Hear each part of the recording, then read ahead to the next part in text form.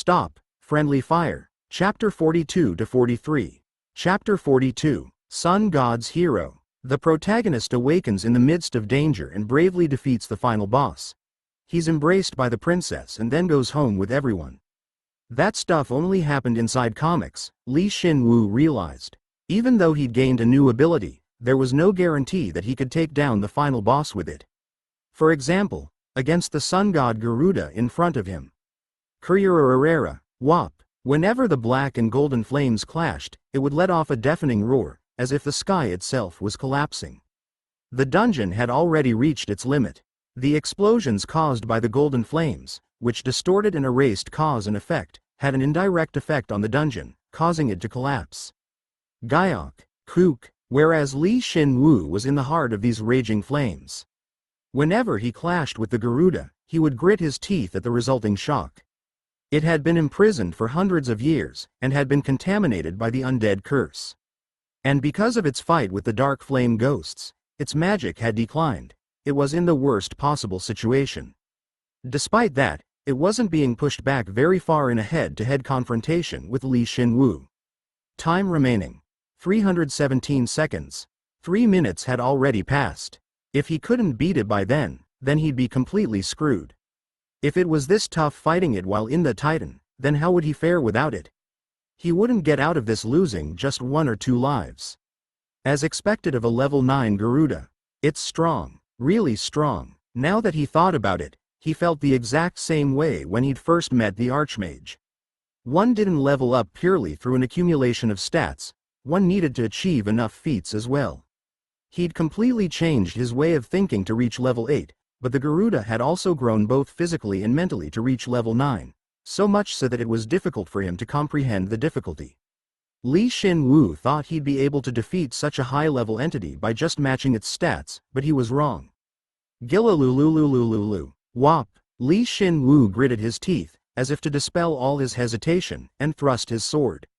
His sword, enveloped in flames, was threatening enough to instill a sense of fear in any strong foe, but the Garuda merely expelled flames from its body and took his greatsword head-on. It was always like this. Shin Woo was used to fighting against stronger foes, and swung his sword so that the Garuda couldn't dodge. However, the Garuda took his strike head-on, as if never intending to avoid his attack. Even if he attacked again, the Garuda wouldn't be hurt. The shining flames would be diminished for a mere second, they would return to full strength in but a moment. I can't even inflict a little damage to it like this. During their 3-minute-long clash, Shin Woo had come to a realization. That it didn't move its body to fight, it only controlled its shining flames to fight. The shining flames, which enveloped its body, was both a peerless shield and weapon. It would naturally change the shape of its flame to match Shin Woo's attacks, and it could effortlessly change from offense to defense. Thus, Shin Woo realized that it was far greater at handling its innate element than he was. Most of its stats are probably in magic. It's completely optimized for fighting with its element alone. But there's one saving grace. That maintaining its shining flame drains its health and magic simultaneously. As Zenon had said before, the Garuda had transcended its physical body, and was halfway to becoming a spirit.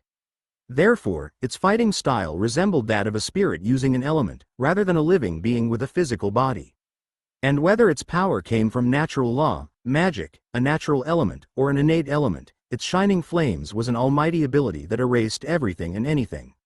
He could understand why the Magic Emperor had imprisoned it within a barrier rather than fighting it. Rather, Shin Woo thought, "You're lucky the barrier lasted so long."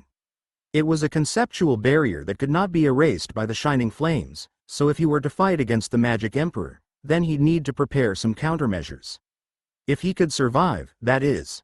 Kurururururuk, hup. The Garuda seized the opportunity, unleashing dozens of shining flame spears, but with one swing of his greatsword, Shin Woo was able to repel them without much difficulty. Although his sword swing looked simple, it was actually quite complex. He loaded his dark flame into the magic wavelength and moved inscrutably, repelling the shining flame. It was a shocking sight, but Shin Woo, who had managed to do such a feat, just gritted his teeth in fury. We're still at a stalemate, even after all this. Now that he could use level 5 high-rank dark flame, he remained unscathed, but he had a time constraint. He had 280 seconds left before his time was up. He had to kill the Garuda within that time. There's a way I can beat it. Though it pisses me off that it's similar to what the Emperor came up with. If he could, Shin Woo would have wanted to defeat it head-on with his dark flames. Since there was no better opponent than a foe of equal strength to test out and develop his innate element. But that was a miscalculation. He'd promised himself that he wouldn't get conceited when obtaining great power, but he had been conceited ever since he thought he could beat the level 9 divine bird head-on. He was a level down and had just obtained an innate element. He had just realized this fact. Fine, I'll throw away my useless pride, and return to who I used to be. Someone who does anything to win. Can we really call this guy the sun god's hero? Shin Woo hadn't been wasting time. He had been observing the Garuda's shining flame ever since it had fought against the dark flame ghosts. And as a result, he concluded that the way to win was extremely simple, unrefined, and somewhat pissed him off. So what is that simple and unrefined method? I'd appreciate it if you let me in on it, since I'm in the sword you keep smashing into it. Fine, let me explain. The shining flame was both a fusion element and an innate element. Thus, the price for using it was high. The more the Garuda, which was specialized in magic, expelled such flames, the more it exhausted its magic. In other words, all he needed to do was make it use up all of its magic. He could easily kill it if he just waited until it wasted all its magic. That's probably what the Emperor was hoping for when he created this barrier. Although, it had recovered its energy through the undead curse. Everyone knows that, if we, spirits, use up the magic that makes up the source of our existence, then we die too. That thing's too strong for me to kill it with any other method. Shin Woo couldn't hold back and yelled. Likewise, Zenon lost his temper. Zenon gritted his teeth and asked, "So how exactly are you going to go about this? At this rate, your armor will give out before its magic does." You're clueless. Everything I've done was to gain momentum. If he continued on like this, he'd never beat it. However, Shin Woo still had a card to play. His innate skill, wild card, which he'd gained upon leveling up that combined all of his offensive skills. If you had something like that, you should have used it earlier. Shut up. This skill isn't easy to use. It won't unleash its full power just because I wanted to. I wanted to beat it with just my innate skills, but I couldn't activate wildcard before. I needed time to gather info while I clashed with it. Wildcard, as its name might imply, transcended the limitations of active and passive skills. Thus, it was a skill that buffed all of his actions. Strictly speaking, he had constantly been using it up until now. Whenever Shin Woo swung his sword in an attempt to harm his foe, his attack would become much faster and more powerful than before. And it was all because of this skill. Lightning Sprint, Lightning Shadow, and Bursting Thunder, all his high-ranked combat skills dwelled within this skill. Thus, their buffs were included as well. But unlike them, he could use Wildcard with any element. But that's ultimately just the basic property of this skill. That's why it doesn't work unless I'm using my active combat skills, or using an element at the same time. Not only did it fuse several skills in order to explosively increase his offensive and defensive capabilities, but whenever he attacked, he could swiftly switch from a skill to an element. That alone made it an amazing ability, but that wasn't its true value. Wild Card. Innate Skill LV1. The most offensive of the Joker's cards used to engrave their existence onto the world. When you're in a pinch, all of your abilities are fused together, allowing you to perform an almighty act which can surmount any obstacle, regardless of the circumstances you are in. All of your stats, characteristics, and skills are fused together, and that power is amplified. This skill grows when presented with a clear, indisputable victory. In a game, a wild card could change into any other card, but the fact that it could change wasn't very important. What was important was that one could win as a result of its change. Therefore, wild card didn't give him a method to achieve some result, but would lead him to the result itself. In other words, it would lead him to victory. So, in other words, you win just by using it. Isn't that the strongest skill there is? You still don't get it. Nothing is free. Every skill had a price, and wildcard was no exception. In order to be victorious in a game, one must first understand the game. There are 4 conditions to fully activating wild card. Understanding his abilities, understanding his enemy's abilities, understanding the situation he and his enemy are in, and understanding the win condition, the game's rules. Missing any one of these would make the wild card a half-assed skill. Like Li Shin Woo's battle with the Garuda. Then, can you use the skill to its fullest now? Yep, probably. Normally, he would have to use his innate element, which was a match made in heaven with wildcard, Dark Shadow, to reverse cause and effect a few times to keep things going smoothly. However, his foe had such a specialized power that it had taken this long to set up the game. But if he were to defeat the Garuda and obtain its shining flame as well, things would be different from now on. He would possess 3 innate elements. He was happy just thinking about it. Now then, he didn't need to, but Li Shin Woo decided to say it out loud to signal the start of his comeback. Wild card, Garuk. Li Shin Woo's greatsword rushed towards the Garuda a second time. The Garuda snorted, as if saying, "It'll be the same, no matter how many times you try," and ignited its shining flame. At that moment, Li Shin Woo's combat sense, assimilation, mana bone, soul-seeing eye, dark flame, rule of bone, bone armory, high rank regeneration, mana acceleration, acting, disguise, and instigate skills simultaneously activated. Guryururuk. The world was instantly filled with the dark flame-covered greatsword. It wasn't a figure of speech. The vast dungeon clearing was filled with countless great swords. These great swords, armed with dark flame, the only power that could erase the shining flame, radiated darkness at their edge and aimed at the Garuda. The Garuda was flustered and widened his eyes, yet it still ignited its shining flame, burning all of the great swords.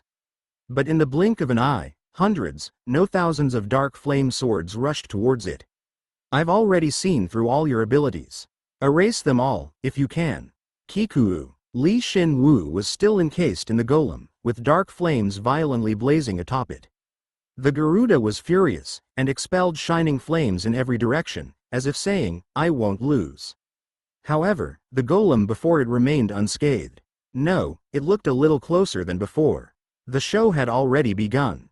Kuka. How did this human's power increase so suddenly? Had he been hiding his strength all this time?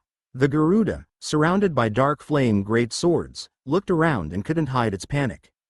Kikuu. Next, though it expelled its flames in every which direction and managed to melt the great swords, more great swords would take their place and attack it. Each and every greatsword was tinged in dark flame, so the Garuda could not oppose them without its shining flame. At first, the Garuda thought it may be a hallucination, but there was not a single person in the world that could fool it, the master of the shining flames. Just in case, it allowed one of the great swords through, but was met with agonizing pain. Li Shin Woo's dark flame was much more powerful than the dark flame ghosts, so the Garuda immediately released its shining flame and erased the greatsword. However, it had taken considerable damage in the process. Guak. Kujia. Who? There was only one thing it could think of. Either he had way more magic than it did, or he was supplying himself limitless mana through some unknown means. But what about the Garuda? It had just awoken after hundreds of years of imprisonment, so its body was in terrible shape. Its body had been contaminated, its mana hadn't recovered properly, and it couldn't use any of its other authorities, aside from its shining flame. A few more attacks like this, and it wouldn't have enough mana to even produce its shining flames. Kuryuruk. Then, what should it do? It obviously had to run away. If it ran away at full speed, a human wouldn't be able to follow. The Garuda still hadn't figured out just how fast Jin was. First, it would run away, somehow replenish its mana, figure out the human's abilities, and then form some countermeasures to them. Yeah, that would be the rational decision. But because the Garuda's mind and body had been corrupted by the undead curse, it made the exact opposite call. It unleashed even greater flames, burning away the great swords, and then charged at the Titan. Kuhak. Nice looking flames you got there. It was level 9. Although it was standing on the precipice of life and death, there was no way it couldn't kill a level 8 human. On the contrary, if it were to kill him and then absorb his mysterious mana source, it would soon be restored from this corrupted state. Its mind was filled with violence, void of any reason. The Garuda looked like any other undead in the underground empire. The Garuda had barely kept itself together before, but had completely snapped after fighting Li Shin Woo. Good. On the other hand, Li Shin Woo couldn't stop himself from inwardly smiling. After he'd analyzed both his and his enemy's environment, he had activated Wildcard, which was definitely working. Once he'd activated the skill, he'd anticipated the Garuda's response, its panicked state, and even its current action. No, by using Wildcard, everything was going according to his script. This skill, Wildcard, turns a limited space into my stage.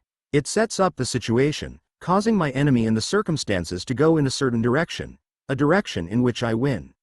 I'm the only main character here. Honestly, his innate skills, e.g. disguise, instigate, acting, etc., weren't suitable for battle. Regardless, Li Shin Woo had used those skills resourcefully, or forcefully, to overcome danger. However, they weren't meant to be used to attack the enemy. But when Wildcard fuses all of his skills together and amplifies them, the Joker's innate skills become the most powerful skills in the world. The clearing, filled to the brim with great swords, was a good example of this. Those were mostly created with his disguise and acting skills. To be frank, they were all falsities that only he and the Garuda could see. If I can make them think it's real, then it supplants what's actually real. Moreover, it's gotten hit by one of my great swords already, so it's already afraid. Normally, it would be impossible to use his disguise, acting, and instigate skills on such a large scale. But it was made possible by his Wildcard skill, which made the entire area his own, amplified all of his skills, mixed and matched them, and activated them. You can't act without the proper stage. Wildcard sets up the perfect stage for me, and when I, the actor, sets foot on that stage, the play begins. Of course, not all of the great swords within the clearing were fakes. A few of the swords had been created by his bone armory skill, so some real weapons were mixed in with the fakes. And when the Garuda had tested to see if it were hallucinating or not, Li Shin Woo had used a real greatsword. Once it pierced its body, true dark flame erupted from the blade and caused a grievous wound. Kugyok, you really think you'll be able to burn all of these with those measly flames? You need more. As a result, the stage was set. The Garuda thought all of the great swords were real threats, so it was burning each and every one of them with its flames. While Li Shin Woo had barely used any mana, the Garuda was releasing its shining flames over a wide area, so its mana was draining fast. Thus, the once close battle had completely turned in his favor. It might be different if the Garuda could reabsorb its mana, but it wasn't a complete level 9. Moreover, Li Shin Woo was dominating the mana in the entire area, as Wildcard had increased his reach, so he was gradually strangling it. Kugao. It hadn't even been 3 minutes since he'd used the Wildcard skill. He had 140 seconds left before the Titan deactivated, yet the flames that enclosed its body had become pale and diminished significantly. Plus, its form looked clearer than before as well. Its half-rotten eyes looked into Li Shin Woo's eyes. Its hostility, anger, and regret were reflected within those eyes, as it couldn't defeat him. Who, now you're starting to look at me. Kikuu. Originally, its golden body must have been beautiful. However, the many years spent trapped here caused its skin to split, and the undead curse caused his body to rot, blackening its body here and there. That was the biggest cause of its rapidly dwindling intellect. It had been imprisoned by the Magic Emperor's barrier, and was corrupted by the Undead Emperor's curse, so the Garuda was just an unfortunate victim of the strife between the two. It was quite pitiful, but directing that anger at Li Shin Woo would do nothing but inconvenience him. If you even have a shred of reason left, then we shouldn't have to fight. You would have looked a little cool if you weren't raising your greatsword. It seemed as though Zenon had also figured out Li Shin Woo's personality by fighting with him, as he retorted like Jin would. But what he didn't know was that if the Garuda really did have any reason left in it, then Li Shin Woo would have sent it to the surface to wreak havoc onto the Emperor's forces. Li Shin Woo thought about wanting to see the Emperor's face at least once, and simultaneously thrust with his greatsword forward. His strike was reinforced by Wildcard, allowing it to surpass all limitations. He was able to cut through the weakened shining flame shield like a hot knife through butter and severed one of its wings. Critical hit. Dark Flame steals your enemy's strength and magic. While you have the Dark Flame active, strength is increased by 150 and magic by 350. You have acquired the fusion element, Beginner Shining Flame LV1. Magic has increased by 20. He had completely severed one of its wings. The severed wing fell from the sky, the dark flames engulfing and vaporizing it on the way down. Then, he felt the Garuda's strength wane while the Titan's magic increased. At long last, his dark flame had absorbed the shining flame and destroyed it, resulting in him acquiring the shining flame. Kugao. The Garuda, losing one of its wings, let out an agonizing cry that threatened to blow up the dungeon. No, it actually happened. A high-level monster and a Titan had clashed, so the dungeon had begun to collapse on the inside. But its cry was the straw that broke the camel's back. The ceiling and the walls began to break. The dungeon's collapsing. No, more importantly, look over there.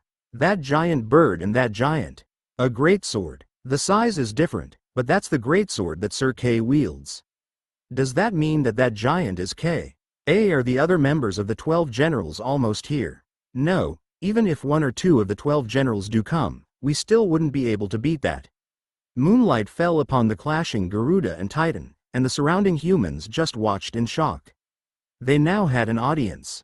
Everyone watched the several-meter-tall firebird and the dark flame giant fighting against it. It was like a reenactment of myth, and no one could do anything as they all just remained rooted in place in awe of what was happening in front of them. This is dangerous. Shin Woo had prepared his wild card in case it tried to escape, but felt a little nervous that it might go to waste. However, that didn't end up happening. On the contrary, its contamination spread even further with the loss of its wing, so a somber darkness came out of its body, simultaneously strengthening its magic and taking away all its intellect. As a result, the darkness and the shining flames mixed together, and the Garuda charged Shin Woo once more. Kyahawk. Darkness? Ha, that's good news for me. If it had stuck to its shining flames, then it would have lasted longer. But to think it would use darkness against him, when it couldn't even properly control it yet. In the process of reaching level 8, Shin Woo had completely mastered the darkness element. Yet, the Garuda was trying to harm him, not with a fusion element, but with the darkness element that naturally clad its body once it became an undead? That's funny. He snorted and took it head on. Die. 1. Kugu. He raised his greatsword up high and swung downwards like lightning. As if copying the Garuda, Shin Woo's blade was clad in both dark and golden flames, half and half. But the power contained within was incomparably greater than the Garuda's flames. The power that's enveloping the golem's sword. It's mixing light and darkness together. It looks to be the stronger of the two. The humans looked up at Shin Woo's sword and yelled in shock. However, Shin Woo merely used dark shadow to mix dark flame and shining flame together. Now that the Garuda's shining flames had weakened was the perfect time for him to use dark shadow. Gwa, wop. When Shin Woo's greatsword and its beak clashed, the Garuda's darkness energy flowed backwards and exploded. The explosion was both gruesome and beautiful, and the ground cried out once more. The Garuda's beak was broken into pieces, and its shining flames had dispersed. Lines of flames appeared from its head to its tail. Although it was corrupted, it was still a divine bird.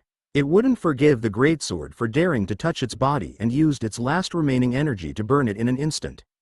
However, it couldn't undo Shin Woo's strike, so it was cut in half. But it wasn't over just yet. Young spirit, Zenin was simply dwelling with Shin Woo's greatsword. He had been relaxing within it and watched the battle between the Garuda and Shin Woo as if he were watching a movie. But then, he suddenly heard someone initiate a conversation with him. I am the child of the sun, the father of the flame. Garuda, I have a request for you, as one who has lived the same life as myself. To think, it was the Garuda, who Shin Woo had just cut in half and killed. That's right, once the boss battle was over, the conversation with a soul event had started. Without Shin Woo at that, it's not over. Shin Woo narrowed his eyes. Although the Garuda's corpse had disappeared, it hadn't dropped any loot yet. He had a hunch as to why, since a snow-white light rose from within the Garuda's body as it disappeared and was sticking to the Titan's body. When the greatsword melted away, Zenin immediately left the blade and entered the Titan.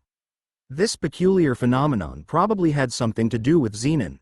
His assumption was completely correct. Zenin was busy speaking with the Garuda's final remaining will. Young spirit, could you inherit my will? Lord Garuda, I'm just a regular spirit following this human. Zenin was conversing with a part of the Garuda's consciousness. When it had realized that its body and soul were being eroded by the undead curse, the Garuda had torn a piece of its soul off and stored it away. Its soul was incredibly pure. Of course, not everyone could do this just because they were high level. It was only possible for the Garuda because it had developed its innate element, the shining flame, and the light element to near perfection. The fact that I was able to meet you, one who wields the same fire energy as me, before I died in vain must be due to God. And if you've chosen that human as your contractor, then I will respect your decision. Is that so? The Garuda spoke amicably, but it just made Zenin feel a sense of awe and break into a cold sweat. It probably didn't understand Zenin and Li Shin Woo's relationship in the least. If that's not it, then it wouldn't be so calm. Zenin thought about it faintly, but he didn't say it out loud. If you have something you want from me, then, please say so. His short interaction with Li Shin Woo was drawing attention to him. Right now, the right move was to just listen to what the Garuda had to say. This human, who you've entrusted your soul to, is incredibly strong. Moreover, he's realized part of the truth of this world at such a young age, so if he doesn't tread down the wrong path, then he should be able to correct the chaos of this world. Chaos? You should already know. That curse, which was able to corrupt even I, who had transcended death, came about due to mankind's unending greed. If left unchecked, the world is doomed. So long as your contractor, a hero, doesn't correct it. That's right. The Garuda possessed some divinity, albeit weak, so it knew that Li Shin Woo was one of God's heroes. Hearing that, Zenin slightly tilted his head. Then why aren't you telling him this yourself? It's related to what I'm about to tell you. I will give you the power to erase anything, so, if that hero treads the wrong path, then I'd like you to destroy him with your own two hands. Zenin could tell how earnest the Garuda was being and just laughed inside. He doesn't think that that's actually possible, does he? However, the Garuda maintained its serious tone and continued. Your contractor's ability is exceptional. At such a young age, he not only reached level 8 but also possesses the ability to distort the truth. In my long life, I've never seen someone like him. He should be able to correct the chaos that plagues the surface and the underground. However, if he were to go astray, then it will result in unspeakable disaster. Yes, that's true. Now that Li Shin Woo was level 8, he considered life and death the same. And with his wild card skill, he could distort reality in a limited space. The Garuda probably didn't know this, but Li Shin Woo's innate element, Dark Shadow, was incredibly dangerous. The Garuda thought that Li Shin Woo's innate element was something like the fiery sand's dark flame ghost's dark flame. And if he were to advance even further? What if he were to use that power for evil? The world would become even worse than it is now. He was right, of course. He's right, but I don't think this human will do something so troublesome. Moreover, contrary to the Garuda, he hasn't been affected by the curse, and can actually use the curse for himself. Zenin couldn't imagine Li Shin Woo straying from his path. If he had to be wary of anyone who had a dangerous ability and was talented, then there were so many more that he'd have to be worried about. After all, even the Garuda, who had obtained divinity, had caused a lot of trouble. Yet, he had the gall to say something like, exterminate the hero, so Zenin was speechless. Regardless of the why, Zenin thought it just wanted vengeance against the one who'd killed it. What would Li Shin Woo, the contractor of the spirit's spring, say at a time like this? Li Shin Woo would keep his mouth shut and get what he could first. If he retorted, then the Garuda might leave, which would be such a waste. Zenin nodded his head and the Garuda continued in satisfaction. Of course, you do not possess the power to oppose your contractor. So I'll give you what you need. I will instill my power into this golem that you currently reside in, so if the time comes when you must put him down, you just need to come into this golem. It will cause the giant to ignite the accumulating shining flames inside itself, and even your contractor won't be able to avoid death. I understand, and I'll give you my power as well. You will become my successor who wields both light and flame, so if you continue to train both, then you will one day be able to use my innate element. Shining flame. I grant you this authority for the sake of all spirits, so if you're in a situation where your own power is insufficient, then you should borrow their power to overcome it. So the Garuda did have an underlying motive for bestowing his power. He was giving him one of the Garuda's abilities, the power of light which could sever all. It thought that if he was given this power, which could sever all connections if need be, then he wouldn't be controlled by Shin Woo. Then, young spirit, I hope you make the right decision. I hope that you use this power that I leave behind for the betterment of this world. The Garuda's remaining consciousness emitted a bright light and split into two. One went into Zenon, and the other was absorbed by the Titan. It forcefully raised Zenon's level, and raised his body and soul to new heights. To be more specific, Zenon's karma exploded and he leveled up. LVH Shining Salamander Zenon. That wasn't all. Zenon realized that he could now use the high-rank level 1 light element. To think he, who was born a fire spirit, would be able to use another element as well. The Garuda wasn't wrong when it said that he would be its successor. But what he gained wasn't purely positive either. The Garuda's will, which possessed divinity, had a huge effect on Zenon and planted a sense of distrust in Shin Woo. But it was the exact opposite of Zenon's original feelings, so he felt quite uncomfortable. Is this the price of thoughtlessly accepting a god's power? Yeah, that's not something you accept without thinking. He had forged an improper contract with God and become a magical girl. No wait, he was forced into becoming a hero. Shin Woo genuinely gave him some advice and Zenon found himself nodding automatically. But then asked in shock, "Did you hear everything?" "Not everything, but most of it.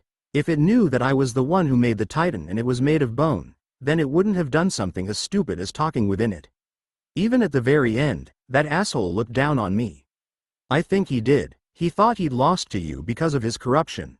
Of course, it was true that the Garuda had weakened, so much so that it was incomparable to its original strength, but had made a basic miscalculation. It hadn't realized that Shin Woo had used his ability to create a stage in which he could win against the Garuda.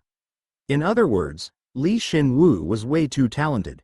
"I'll take care of it, so stay still." Shin Woo looked squarely at Zenon with his soul-seeing eye. Immediately after, he used his dark flame and shining flame to cut out a piece of Zenon's body. Then, the unpleasant feeling disappeared. He was a little weaker, but it wasn't enough to lower his level. Shin Woo erased the Garuda's foolish will with his shining flames and absorbed only the essence within. The beginner shining flame skill has become LV3. Magic has increased by 20. With this, the negative effects of the Garuda's power disappeared from Zenon. He was going to erase the traces of the Garuda's will from the golem as well but decided to leave it be, as he found that he could use it for himself. But Shin Woo found his experiences and abilities a bit lacking to properly study it. Moreover, he couldn't maintain the Titan Bone Golem any longer. Beginning to recharge heat. Time before fully charged, 45 days. It's gotten a lot stronger, and the recharge time went down too. It's more efficient at absorbing heat now, which may be attributed to the reinforced Dark Flame's power of absorption. The next time I call the Titan, I hope I can combine all the flames together. Shin Woo gripped the Titan Bone Core, which released the Titan form and returned to its original size, and then sighed. The Garuda had engraved the shining flame deep within the golem. If he got more used to the shining flame and advanced enough that he was able to combine the shining flame and the dark flame together, then he should be able to develop the golem even further. To be more specific, he would be able to raise the Titan to level 9. After unearthing the dungeon's secrets, you managed to defeat the dungeon's master, who had managed to acquire divinity. You have acquired the title, He Who Challenges God. All stats are increased by 10% when battling against the divine. All stats have increased by 50. The rebellion skill has become LV6 and all stats have increased by 10. By the time Shin Woo had eliminated all traces of the Garuda, a message indicating that the battle was over finally appeared. He had just acquired an innate element, yet there was another headache-inducing word, God, that he'd have to look into. But more importantly, he had to collect all the loot. Lucky Strike. You have acquired 681,993,040 Perium. The Lucky Strike skill has become LV5. You have acquired the LV9 Garuda's Wing Bone and Sphenoid Bone. You have acquired the LV9 Phoenix's Feather. The bone reinforcement skill is not at a high enough level, so a change does not occur. You have acquired the LV8 God Sword of Light. Through the bone reinforcement skill, it changes into the LV8 Death God's Shining Bone Sword, +3. You have acquired LV7 Sunstone. Through the bone reinforcement skill, it changes into the LV8 Sun fossil. No way. To think Lucky Strike would activate here. He gaped from gaining 700 million perium all at once. That wasn't all. Befitting a divine bird trapped underground for hundreds of years, it dropped such amazing loot. But Shin Woo couldn't keep his eyes off of one of the two bones, the Garuda's wing bone. Shin Woo, are you okay? Once he'd confirmed that the battle was over, Jin had flown over to Shin Woo, but for some reason, he felt a chill and started shaking. As if he felt the pain that was to come. The Pope and the Evil Eye General had requested reinforcements from the other religious orders and the palace at the same time. However, the Evil Eye General delayed her reinforcements as long as possible. The Pope saw through her scheme and had asked the other religious orders for assistance in saving the hero K. Which turned out quite well for him. In the name of the great God, we accept your call for help. It would be a waste to let the hero K die in a place like this. The great God has also taken an interest in that man. You came, Michael. It hadn't been long, yet the reinforcements from the great God, merciful God, and God of life religions had come. They had probably come after weighing their own interests, but it meant they, like the sun god religion, understood the severity of the situation. As proof of this, the great god religion had sent their top level 6 archbishop, Michael von Geraulet, while the merciful god religion had sent their level 7 paladin leader, Maria Eldolitz, widely considered the merciful god religion's deterrent against the 12 generals. The God of Life religion had outright sent their entire paladin order, which consisted of level 6s who specialized in defense. A level 8 dungeon? Now I've seen everything, but I won't back down. Since the merciful God will watch over all, even if they worship another god. The God of Life is the same. His grace extends to all creation, and all living beings have the right to struggle until the end comes. Kook, the Evil Eye General, Sharina von Hagel, gritted her teeth as she saw the 3 religious orders ready to enter the dungeon without hesitation, despite it being a level 8 dungeon. If the level 7 Pope of the Sun God religion, as well as the Paladin leader of the God of Mercy religion, worked together, then they might be able to save K from the level 8 dungeon. And if that happened, then the odds would be against the Emperor's side, or more specifically her, who was responsible for this area. Recklessly entering the dungeon is dangerous. As one of the 12 generals who protect all the citizens of the Empire, I cannot let you enter the dungeon without His Majesty's explicit instruction, so long as it has become a level 8 dungeon. Sorry, but our hero is still fighting even now. We're just going to go in, save him, and come right out. You'll provoke the monsters inside more than is necessary if you go inside. You must go inside only after we've established a line of defense. Those who heard her shook their heads. Her ability to escape reality was on the level of an innate skill. You're still uttering such nonsense. A line of defense? What do you think a line of defense will do against a level 8 dungeon? What you're trying to do is so obvious that it's distasteful, Evil Eye General. If that's the case, then why hasn't the palace sent any reinforcements when it's so close to the capital? It makes no sense that our reinforcements arrived before yours when our religious orders are so far apart from each other. The merciful God religion's paladin leader, Maria Eldolitz, said harshly. Although the other religious orders weren't pleased with K's increasing fame, they decided to overlook it and agreed to work together in order to cut down the Emperor's authority. Moreover, there were rumors that K had become level 8, so someone as powerful as him may eventually be able to oppose the Emperor head-on. They couldn't lose someone so valuable here. No matter what. Kwang. At that moment, the dungeon exploded. Those arguing were shocked and looked back. The dungeon began to collapse and the hot flames melted the ceiling, exposing the dungeon's interior. A giant firebird and giant were clashing against each other.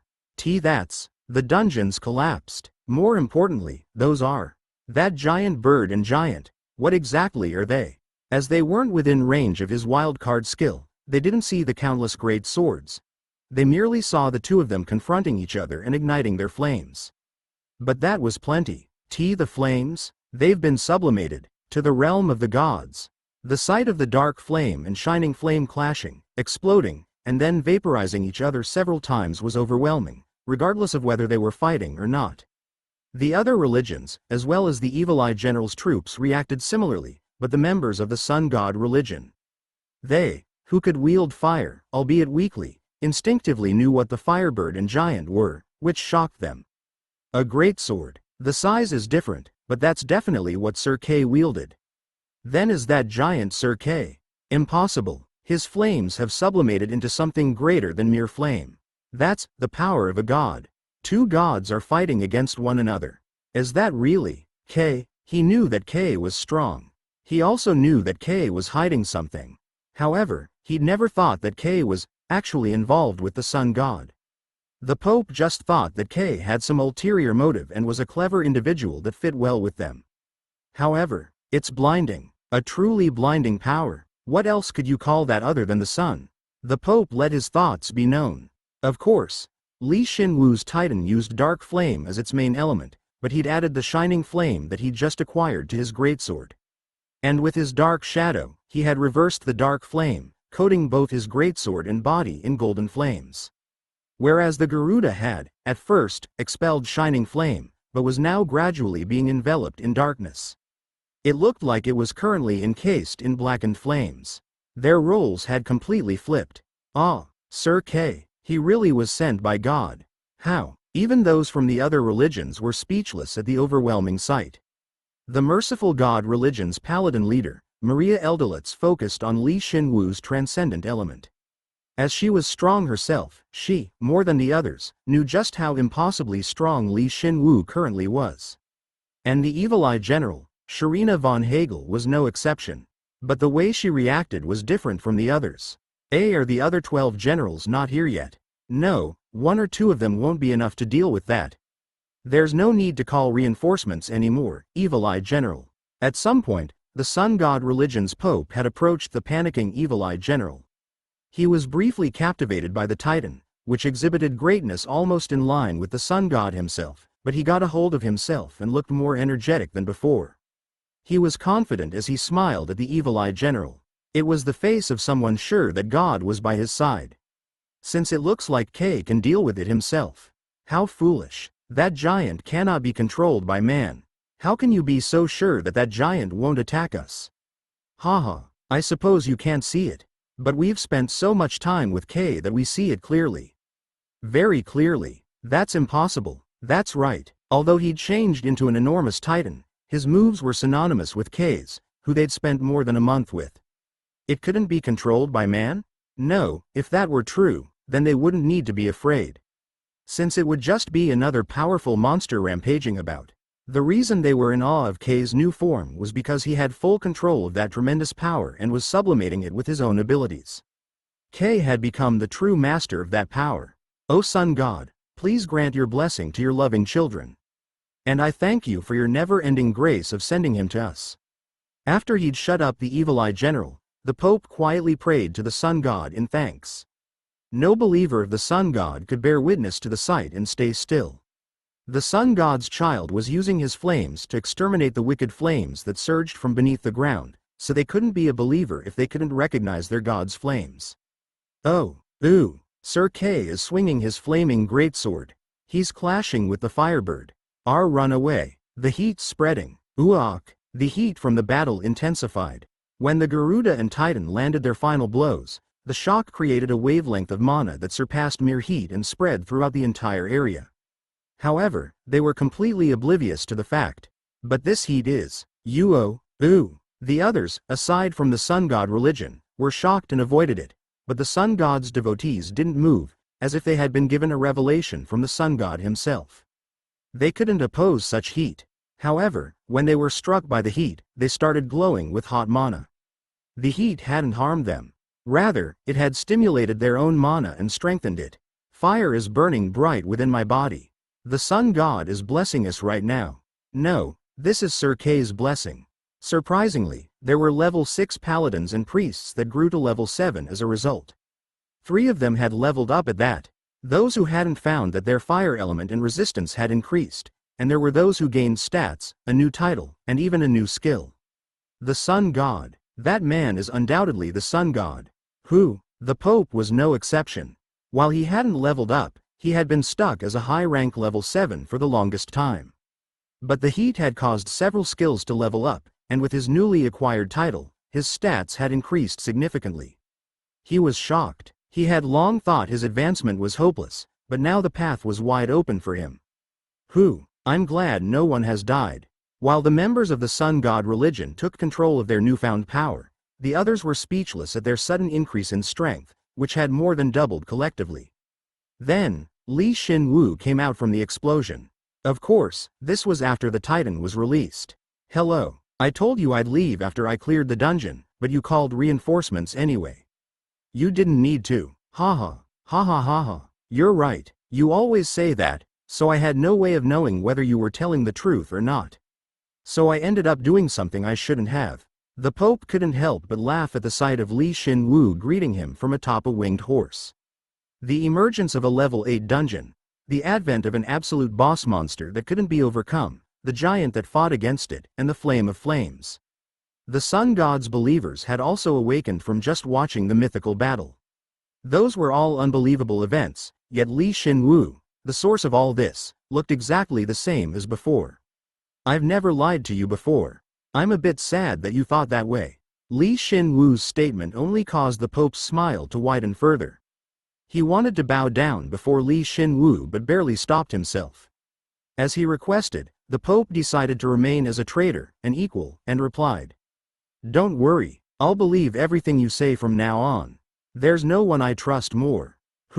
Good, that's plenty. And having an audience was kind of nice. Was the Pope satisfied? Shin Woo grinned. Then, he nonchalantly dropped a bombshell that would surprise all the surface dwellers. "I've taken care of the tail end of the darkness that comes from the underground. You need an audience for a moment of history like this." Shin Woo wanted to put everything aside and just collect the loot, but now wasn't the time. By killing the Garuda, which plugged up the hole, Shin Woo had allowed the underground curse to leak from the partially destroyed dungeon. First, Shin Woo placed all the perium, the wing bone, the sphenoid bone, the phoenix's feather, the death god's shining bone sword, and the sun fossil into his inventory.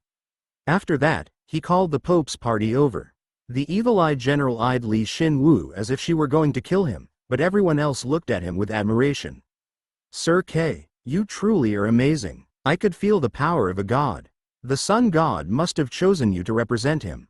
I would like to duel you someday." He could understand why the believers in the sun god were acting so ardently towards him, but he was taken aback by the reactions of the other three religions. They worshipped different gods, so he thought they'd ostracize him, but the power he'd displayed had broken down all barriers among the religions and they looked at him with pure reverence. "Sir K, I admire your faith. Although the god you believe in is different from my own, that determination of yours is something to admire.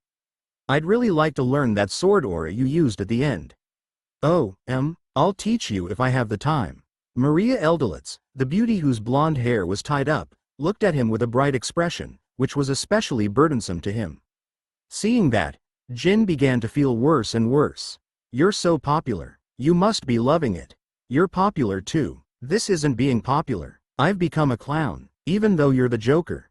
"That's right. Before, Jin had been considered just a strong horse that K rode on, but now that he had steel wings and could fly, the paladins were curious and were checking him out. After all, it was any knight's dream to fly in the sky atop a winged horse. So it wasn't just fast. Is this horse a divine creature sent by the sun god? A divine creature? It probably is. I thought it was quite the beautiful horse before. Ahem. Jin saw Maria Eldelitz flirt with Shin Woo and felt unpleasant, so he kicked the approaching paladins with his hind legs. The paladins misunderstood his actions and thought, "It truly is a divine creature that chooses its owner. The undead curse, huh? Do you think we can just leave it like this?" Whereas, the Pope remained the most calm out of everyone there. He and the evil-eye general knew how serious the situation was. He also knew why Shin Woo had prioritized exploring the bottom of the dungeon first. "Yes, I should be able to do something about it with the power I just acquired." "It's not power you already possessed? I'm telling the truth. Seriously, haha." While teasing Shin Woo, the Pope exchanged glances with the Grey God's Archbishop, Michael. Right now, they were keeping the evil-eyed general in check. If word got out that the undead curse had appeared at the bottom of the dungeon, a dungeon which was close to the capital and was managed by one of the 12 generals, then the Emperor's image would worsen. They didn't know what the evil-eyed general would do, so they were keeping tabs on her. Shin Woo soon saw what they were doing and understood why they were doing it. There's nothing to worry about. That woman won't be able to do a thing. If you say so, yes, so long as another one of the 12 generals doesn't try and kill us. It wasn't the Pope that was startled, but the evil-eyed general herself. Shin Woo grinned at her. There was a sharp edge underneath that congenial smile. The evil eye, was it? They're quite beautiful. Is that so? Now, get a move on while being mindful of others, so that those beautiful eyes don't get hurt. Okay. The evil-eyed general shook. Those who saw her awkward movements instantly understood what was going on. She was hiding something, and that secret of hers involved being one of the 12 generals in some capacity. And Shin Woo had seen through it all. Is it a skill that lets her establish a target? It's quite unique, but it's easy to understand. At first, Shin Woo hadn't realized this, but he could tell with ease now that he was level 8. The evil-eyed general's ability was a support-focused ability, rather than an offensive ability. It was an ability that allowed her to target someone. She could share this ability with her allies, and it increased the likelihood of hitting the target and/or landing a fatal strike. It was a good ability for her own use, but its true value lay in its ability to be shared with allies. And Shin Woo felt the presence of a powerful foe waiting from afar. They were probably sharing the evil-eyed general's targeting ability and specialized in long-range attacks. It's a nice ability, but killing her and taking that ability is pointless since it's a rank lower than my wildcard skill, which allows me to control the situation in its entirety. Moreover, although its use was unquestionably simple, countering it was also incredibly easy. It would be easy for him to erase the targeting with his shining flame, or he could reverse the attack with dark shadow. No, he even knew how much damage they would inflict if he decided to tank the hit. But this was limited to Shin Woo alone. He wasn't sure he'd be able to protect everyone else. If that's the case, then he had no choice but to kill that general, the one lying in wait. But because that meant that he'd have to fight against the Emperor, he wasn't too happy about the situation. That's why he'd warned the evil-eyed general. He basically said, if you don't want to die, then be good and follow me. As I thought, the evil-eyed general is. Protect Sir K. He is currently carrying out God's will. Although she was a member of the loyal 12 generals, she had no reason to risk her life. She bit her lower lip and followed the group from the rear. This meant that she wouldn't try anything. Seeing that, Shin Woo smiled thinly and led the group into the dungeon. Due to the clash between the Titan and the Garuda, they were pretty much descending a rock face, but most of the people here were stronger than level 6. No matter how steep the slope, they could follow him with ease. By the way, if you find any loot, please pick it up for me. Understood. How can this be? Aren't these the bones of level 8 monsters? To think that there are so many of their bones laying around. But why are there only bones as loot? Even if they were the ones that killed the monsters, Shin Woo had claimed ownership over the loot. His karma would change the monster's loot to bone, but bones already had a high drop rate, so they weren't really suspicious. With the paladin's help and his discreet use of Rule of Bone, he was able to collect the bones that had been left behind. Nice. Level 8 dungeons are on another level. It'll be close, but if I give him the Garuda's wing bone, then Jin should reach level 8 as well. Wait a sec, the Garuda's wing bone? You're going to give that thing to me? Hey, don't. What the hell are you thinking? Shin Woo had been so focused on his fights with the dark flame ghosts and the Garuda that he hadn't noticed, but during those bloody battles, the level 8 solar scarabs had been climbing up from the bottom of the dungeon and died in droves. He didn't think that there would be that many of them, but he didn't know why insect-type monsters were so fearsome. Though they couldn't be compared to cockroaches, in which finding one meant that there were 100 more of them, but the solar scarabs had been breeding for hundreds of years at the bottom of the dungeon. Thus, there was a surprising amount of solar scarabs that had been in the dungeon. What if we had to kill all of these ourselves? In a sense, it might have been a tougher battle than the one we had with the divine bird. Once they arrived at the bottom of the dungeon and followed the path, they occasionally found some shaking solar scarabs that weren't dead. Since there was really no point in killing them, Shin Woo allowed Jin or the members of the sun god religion to kill them for karma. They were just finishing them off, so they wouldn't get much karma from it. Even so, they were still killing level 8 monsters, so either their stats or their skills would grow. There's nothing we can use these bones for, but they dropped quite a bit of perium. So much that you could buy a city with it. Haha, I suppose the Lawrence shop won't need our support anymore. By the way, why did you accept Lawrence's help? With your power, you should have been able to attain whatever you wish, regardless of his monetary support. It's the opposite. I'm helping Lawrence out, since he's my friend. Ahem. A friend, huh? Li Shin Woo replied, but for some reason, some of the female paladins and priests turned their heads away and blushed. From their reactions, Li Shin Woo could tell what the friendship novel that was being sold in the capital was all about and felt strange. A gay romance between himself and himself? That's impossible. We've arrived. This place is. Ahem. How much longer did they go on like that? Soon, the group arrived at the hole that the Garuda had escaped from. The barrier had been broken into pieces, and they could see the black energy leaking from within. The expressions of any priest that neared the energy darkened immediately, but when Li Shin Woo extended his hand, they were okay again. What did you just do? I burned it away with a clean flame. But be careful, if you approach it without me, then you'll become undead soon. Undead. That firebird was undead as well. Because of this energy, even that bird, which possessed a god's power, was affected by this energy. Yes, Li Shin Woo pondered briefly. Should we talk about the barrier that had originally imprisoned the Garuda? No, that would be a huge mistake. He shouldn't reveal any more information than is strictly necessary. When the Emperor gets word of his actions here, he'll become wary of him anyway, so there was no reason to reveal more information and make him an even larger threat. I don't know why the Firebird was here for so long, but I do know that if it hadn't been weakened and degenerated by this energy, then I wouldn't have been able to beat it. An energy that leaks from underground. We've experienced this in a few of the other dungeons. We can't hold onto the notion that they're turning into the undead naturally anymore. This is critical. The God of Life will not tolerate this foul energy. If you've found this kind of energy elsewhere, then I cannot overlook this. We'll have to mobilize all of our members and respond. They adopted grave expressions and chattered about just by watching the darkness energy leaking out. Even the Evil Eye General was in a cold sweat. Why did the Emperor turn a blind eye to this until it had become this bad? The golem network that the Empire is so proud of couldn't even pick up such clear signs that this was happening? I trust that you're not going to say that the Emperor left it here on purpose. The monsters aren't the issue here. If this energy reaches the capital, then the Evil Eye General cowered at the interrogation. It would have been nice if they had managed to kill Li Shin Woo before all this was revealed, but Li Shin Woo had seen through her plan. Li Shin Woo clapped his hands and calmed everyone down. Now, let's collect some of the energy. We also need to form a barrier to stop the energy from leaking. A temporary one works too. It's no time to be going around abandoned dungeons and playing hero anymore. All eyes were on Li Shin Woo. The Evil Eye General looked like she was about to cry. This is a holy war. A holy war between us and those trying to turn us into the undead.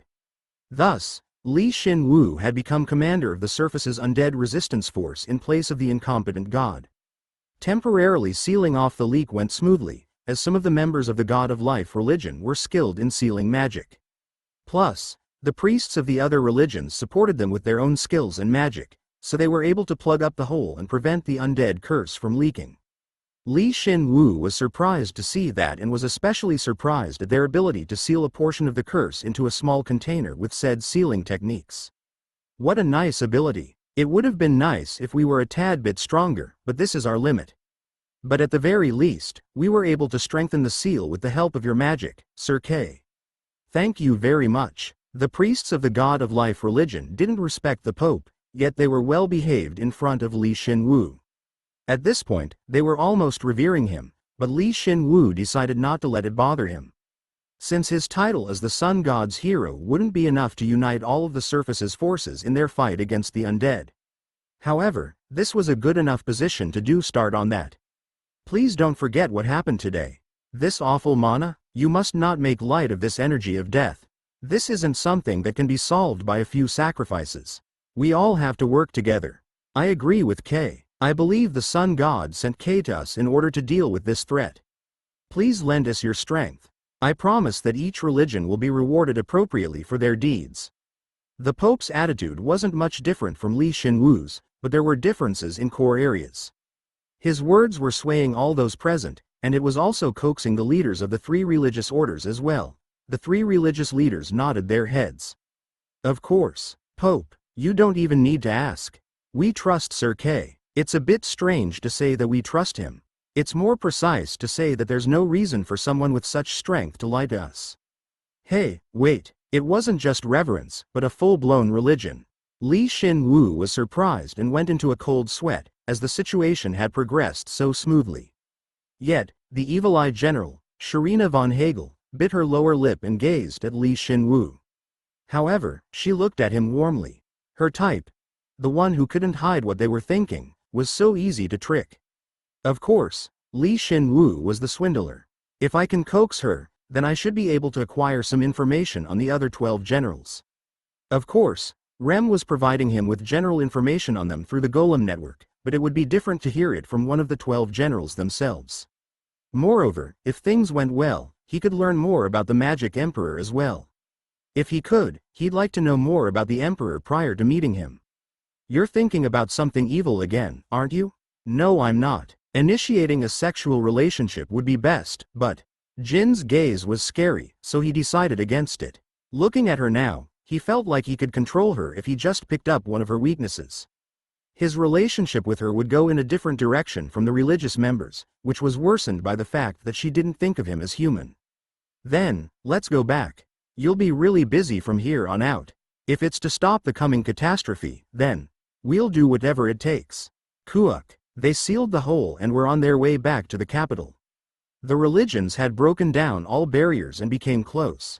They didn't speak to the evil-eyed general or her troops, as if they'd made a promise prior. What's worse, the soldiers were too weak to even enter the dungeon. They wouldn't allow the Emperor's forces to get in their way. Although they wouldn't be able to exclude the Emperor's forces in such an important matter, they would only allow them to join once the Emperor had acknowledged his mistake.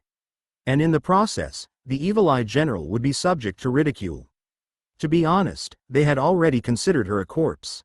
At that point, Shin Woo quietly spoke to the Pope. Pope, could you please leave her to me? I know you don't have a lover, but are you really going to go after one of the 12 generals? I know she's good-looking and all, but everything else is a trap. Sir K, there's no need for one such as yourself to desire such a dirty woman. A dog of the royal family is not fit to be by the side of one who can wield a god's power. Haha, the Pope reacting like that wasn't anything new, but Maria Eldolitz had, at some point, come over and was pissed. Her, the evil-eyed general, and every other strong young woman he'd met were all the same. They couldn't hide their feelings. Shin Woo smiled bitterly and said, "That's not why I'm approaching her. You never know what one will do when they're at risk of death. If possible, I want her to help us. We should be able to help each other out. I'm not sure if I've told you before, but I'd like to say it again. I'm glad we're not enemies. As expected of you, Sir K. You had such a plan ready? This won't do." The Shining Flames buff was way too strong, so they took it positively, regardless of what he said. They should be glaring at him instead.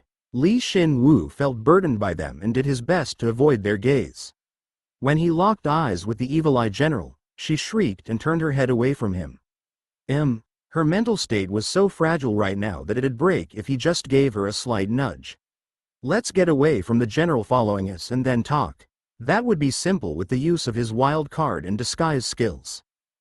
Shin Woo had successfully relayed his message, and the evil-eyed general, who was at a loss, had cried and accepted his offer. After that, the party reached the capital and the various factions split and went their separate ways. Mr. Shin Woo, you came back safely.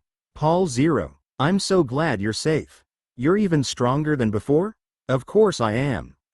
Sorry, but I think things will be even more hectic than before, so stop with the cute act for now. You can do it all you want later. I'd like to hear your report first. Shin Woo, having safely returned to his residence within the capital, was met by Sinia and Yi Jin rushing towards him. However, he somewhat cold-heartedly restrained them, and then learned of what had happened while he was away. Transferring the newly born spirits to the spirit's spring was going smoothly due to Sinia and the other spirits' efforts, but there was a problem with his shop. He had expected this, but someone was openly sabotaging his shop. Not only were there several people messing with his shop, but the key members of the Empire were discreetly aiding the Lawrence shop's competitors. But because Bisher Moon had mobilized his workers and taken certain precautions, they were able to weather the storm. But you should have nothing to worry about soon. Public opinion will side with us, and above all, the other religions will support the Lawrence shop as well. How did that happen? To put it simply, you could see it as all the forces, aside from the emperors, have joined a single team. Since the undead curse isn't just a threat to us heroes. That's not simple at all. Paul Zero. Mr. Shin Woo, you're so amazing? He hadn't even told him about the innate elements that he'd acquired, yet Sinia and Yi Jin Jin's eyes were already sparkling. At this point, Li Shin Woo barely realized that something was off, and as a result of his self-diagnosis, he confirmed that something was indeed wrong. When he leveled up, he gained the innate skill, Wildcard, which was always active. But it turns out that it not only buffed all of his skills, abilities, etc., but also had a hugely positive effect on all of his words and actions. In other words, it had evolved into a cheat skill. The skill really fits me and my level as a Joker has increased, but still, what the hell is this? It seems like my level as a human has gone down. Li Shin Woo felt a bit down and shook his head, but then, Jin retorted, who was the only one that had remained calm. Since this is something that he needed to hear, he was here too. But Shin Woo, do you really need to rely on the shop anymore? If Li Shin Woo added his dark shadow to his disguise skill, then he could reduce Jin's body to less than half. To be honest, he could do even more, now that he'd acquired Wildcard and Dark Shadow, but he was keeping that for later. Li Shin Woo needed to prepare himself too. Yeah, I don't really need it since I've cemented my position as the hero K. But in the future, the Lawrence shop will probably be more beneficial to us than K's name. Huh? I beg your pardon? I'm talking about after we've eliminated the curse and have dealt with the trouble on the surface. It'd probably be difficult for us to return to our original worlds. So, we have no choice but to continue to live on the surface. You get me thus far, right? Yes, of course. The reason Li Shin Woo was preventing the undead curse from spreading to the surface was not only because he didn't want his enemies to increase, but mostly because he didn't want to live in a world filled with death. That would be a stagnant world, unable to move forward. Yi Jin Jin probably thought the same. But if we just protect the world, we lose out. I'm protecting this shop so that we have a way to enter the world without using force. Since money and status are the best for living happily in peace. And the shop lets us gain both. You were thinking that far ahead? Then, you must have planned for me to be your representative a long time ago. Yi Jin Jin seemed to be misunderstanding something and blushed in happiness. Of course, there was no way Li Shin Woo thought that far ahead. Disguising himself as a merchant and figuring out the surface had gone a lot better than expected, so he'd changed his objective. That's all, but for some reason Yi Jin Jin was really touched, so he decided to just let her think whatever she wanted. In any case, we can just leave the shop as is. So, what about the Red Moon? They're currently fighting against our moon shadow. That made sense. If Bisher Moon were inside the capital, then there was no way he wouldn't know about Li Shin Woo's return. He had felt it was strange that Bisher hadn't come to see him, but it seemed like he was busy fighting off the Red Moon. By the way, Mr. Shin Woo, if we don't have to worry about the shop from now on, can I fight against the Red Moon too? If we have to move only at night, I can do that. I'll allow it once you've reached level 7. Anyway, I plan on going back down soon, so will you be okay? I thought about it, but there's a lot more I can do up here than down there. If you're not here, then I'll be here in your stead. Yi Jin Jin had made her decision. Since she was drinking plenty of medicine because of his trickery, she would soon become strong enough to move around safely without fear. It might be tough on her, as her stats had increased while her skills had not, but her stats should supplement her long-range spear throwing, and if need be, her ability to run away. What's wrong? It's nothing. Really, it's nothing. The Evil Eye General, Sharina von Hagel's eyes would be a good fit for Yi Jin Jin, but it was a little too late to be changing his strategy. After all, he decided to use her to gain information on the Emperor. Moreover, Li Shin Woo had no taste in deliberately killing someone weaker than him, especially when they had no intention of harming him. If she were a monster, he would have killed her without any hesitation. I'll go to the secret shop later and see if there are any similar abilities or artifacts. Oh, right. At that moment, someone softly knocked on his mansion's front door. Could he really not become a noble? Shin Woo shrugged his shoulders and stood up. We have a visitor. A really important one at that. The evil-eye general, Sharina von Hagel, entered his residence discreetly, as if she didn't want to be seen, and instead of giving Shin Woo a friendly greeting, she said, "Honestly, the best way you can help me is by letting me kill you. You wouldn't be able to kill me, even if you brought all of the 12 generals. You're well aware of this, so you came alone, no?" Yes. Shin Woo grinned at the evil-eye general, who'd suffered a total loss. She had been watching him while hiding out of sight. Her eyes were so sharp that they resembled that of a killer's, but it wasn't surprising anymore, so he just ignored it. Let's start with the situation you're in. I've heard. Apparently, you're in a bit of a pickle, right? Who do you think is responsible for all this? Kook. Anyway, you're right. I'm being watched. Me, one of the 12 generals. You have no idea how hard it was to sneak over here unnoticed. Did she really come unnoticed? Shin Woo tilted his head, expanded his senses, and scanned the surrounding area. Nothing bad would happen even if she had been discovered, but, as she said, no one had followed her, as per her title as one of the 12 generals. At this point, she was almost crying, and Shin Woo smiled softly. It must have been tough on you. So, who can you trade for your life? I originally held the lowest seat amongst the 12 generals. As you well know, I possess a special ability, so I was assigned to every important battle. But because I didn't have enough strength to protect myself, I wasn't able to go very far. My subordinates suffered the same fate, and they're not in the best position right now. In other words, there was no one she could even sell out. This part made her swell with emotion, as her eyes brimmed with tears. Coercing her didn't seem like the best course of action, as she would be just more intimidated than before. Therefore, Shin Woo decided to increase their level of intimacy first. Then let's talk. How much I can help you depends on what information you can give me. Kook, there's no rush. Why don't you drink a cup of tea?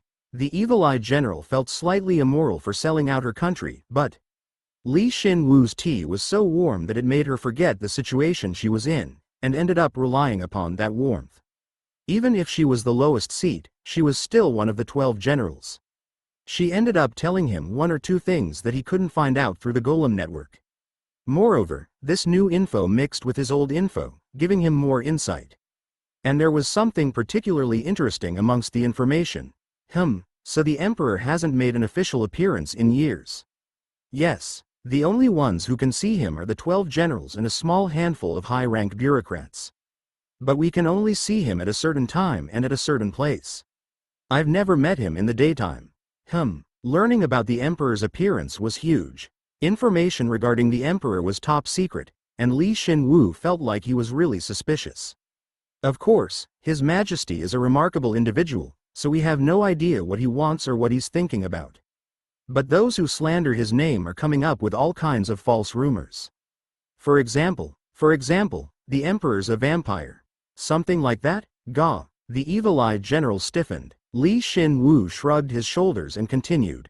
He only operates at night, so anyone would think he's a vampire. So what is he for real? You'll pay if His Majesty finds out that you've put him in the same boat as the undead. He's a human. His complexion and even his mana are completely human as well. Despite that, the rumors that he's a vampire won't cease. Aren't you at least a little suspicious? The evil-eyed general stiffened once more. She was sensitive to any unfavorable remark made about the Emperor, as if she had been brainwashed. At that moment, an alarm rang in his head. The feeling got even stronger, so he scanned his surroundings, but there was no one here, besides the evil-eyed general. They just don't know how great His Majesty truly is, and aren't aware of what's in store for them. His Majesty is an archmage and has realized something we haven't, so we cannot judge him. Hearing that, Shin Woo had already considered the Emperor a vampire, or considered other possibilities that might apply.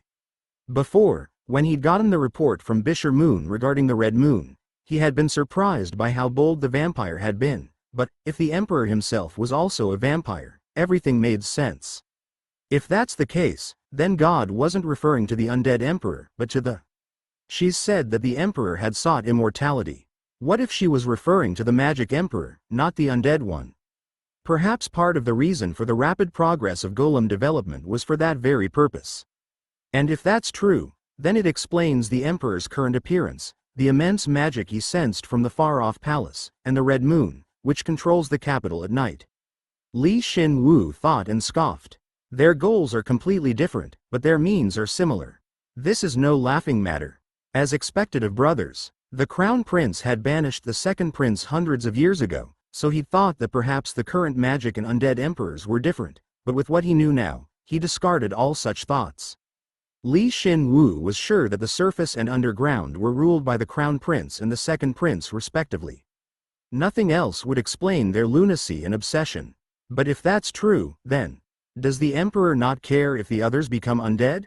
Is that why he just left the death energy as is? But what if the undead underground were to invade the surface? It didn't make sense that he wouldn't have something prepared. It seemed fine for now, as the undead curse was the only thing surfacing, while the undead themselves seemed to have no intention of invading. But Shin Woo was confused about something.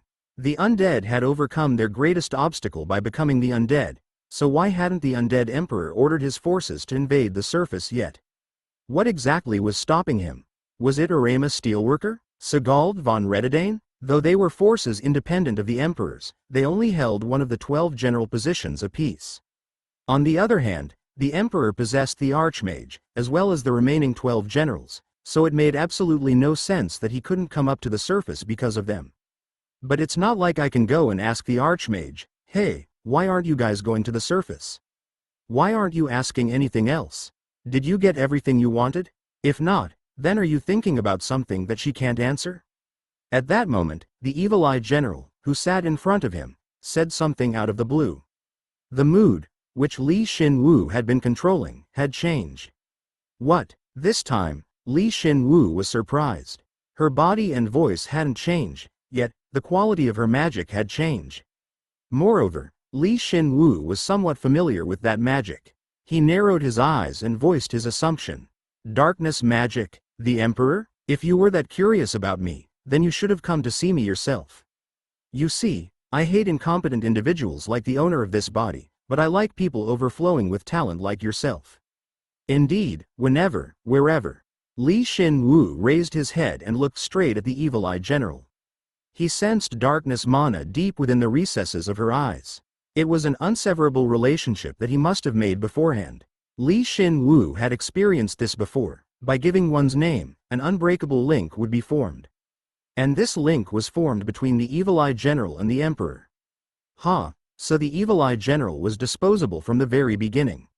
She had a chance, but she wasted it. The contract is absolute, but she didn't realize that.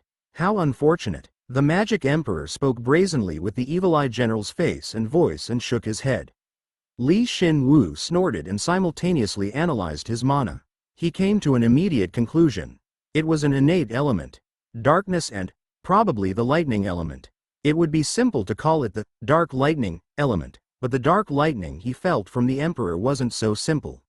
Lightning's speed, power, and conductivity. It felt like he'd developed it in a completely different direction. And it was probably what was allowing the emperor to perform such a feat. Do you all get such unique abilities when you reach level 9? Ho, you saw through my lightning bind with one glance. I suppose that makes sense. Since you managed to kill the divine bird that was on par with me. Now that we're at it, let me ask you something. How did you imprison it? He didn't ask because he was really curious. When he absorbed the Garuda's bone, he'd know then. But he wanted to ask a good question to buy him some more time. Oh, I thought you'd ask me about that. Was it because he was sure that he was stronger than him?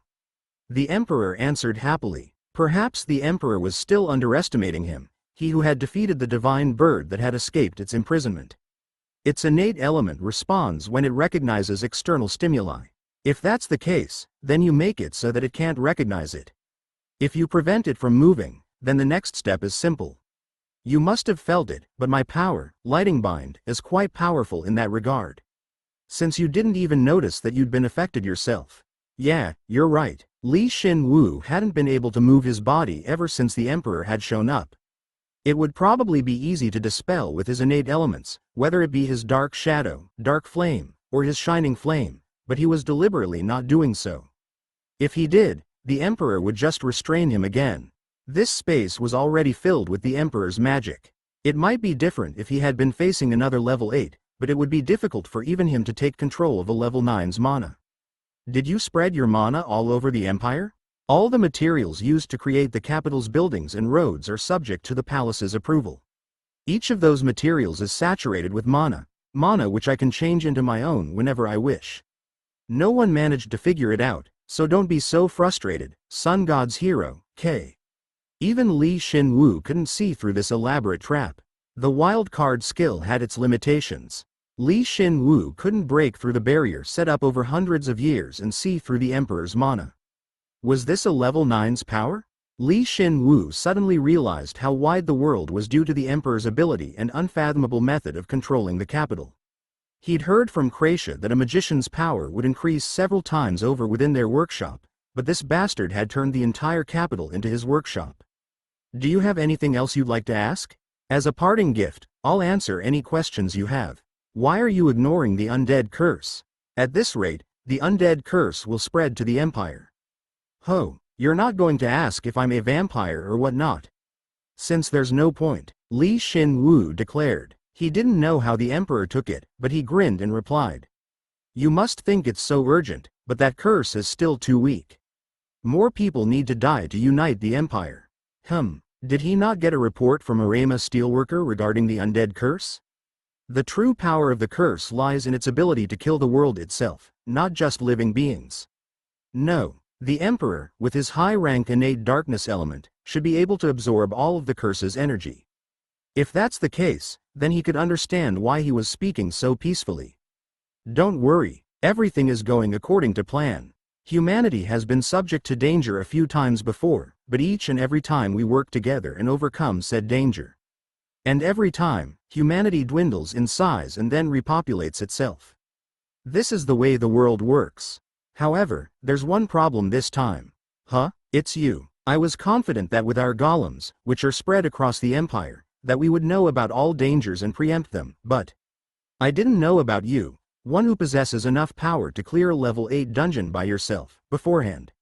And because of that, my plan has gone a bit awry. The evil-eyed general's face became wrinkled. It didn't fit a young woman's face, but for some reason, he didn't feel like it was strange. It must have been because of the mood. I thought long and hard before I came to see you, but I couldn't understand. I struggled and looked at all the possibilities, but there was only one answer I came to. Though I couldn't believe it myself.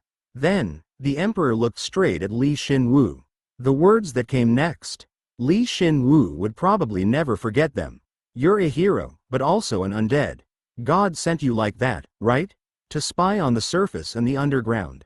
Chapter 43. Return. None can hide from me on the surface, especially if they're strong. But that wasn't the case with you. I formed several hypotheses, but none of them fit. Of them, there was only one remaining possibility. That you came from a place beyond my gaze. And that means you either came from another world or the underground. What an interesting deduction. You may think that you're the only hero here, but God has brought several heroes here from other worlds. No, he already knew that. After all, there were 2 other heroes on the surface right now. But unfortunately, God's summoning magic is too conspicuous. After the Golem network was created, I would find and kill any hero summoned on the surface, unless one of God's apostles secretly descended into the world. Wait a sec, the surface, not the underground? This is the first time he'd heard about it. So God had sent heroes to the surface rather than the underground in the past?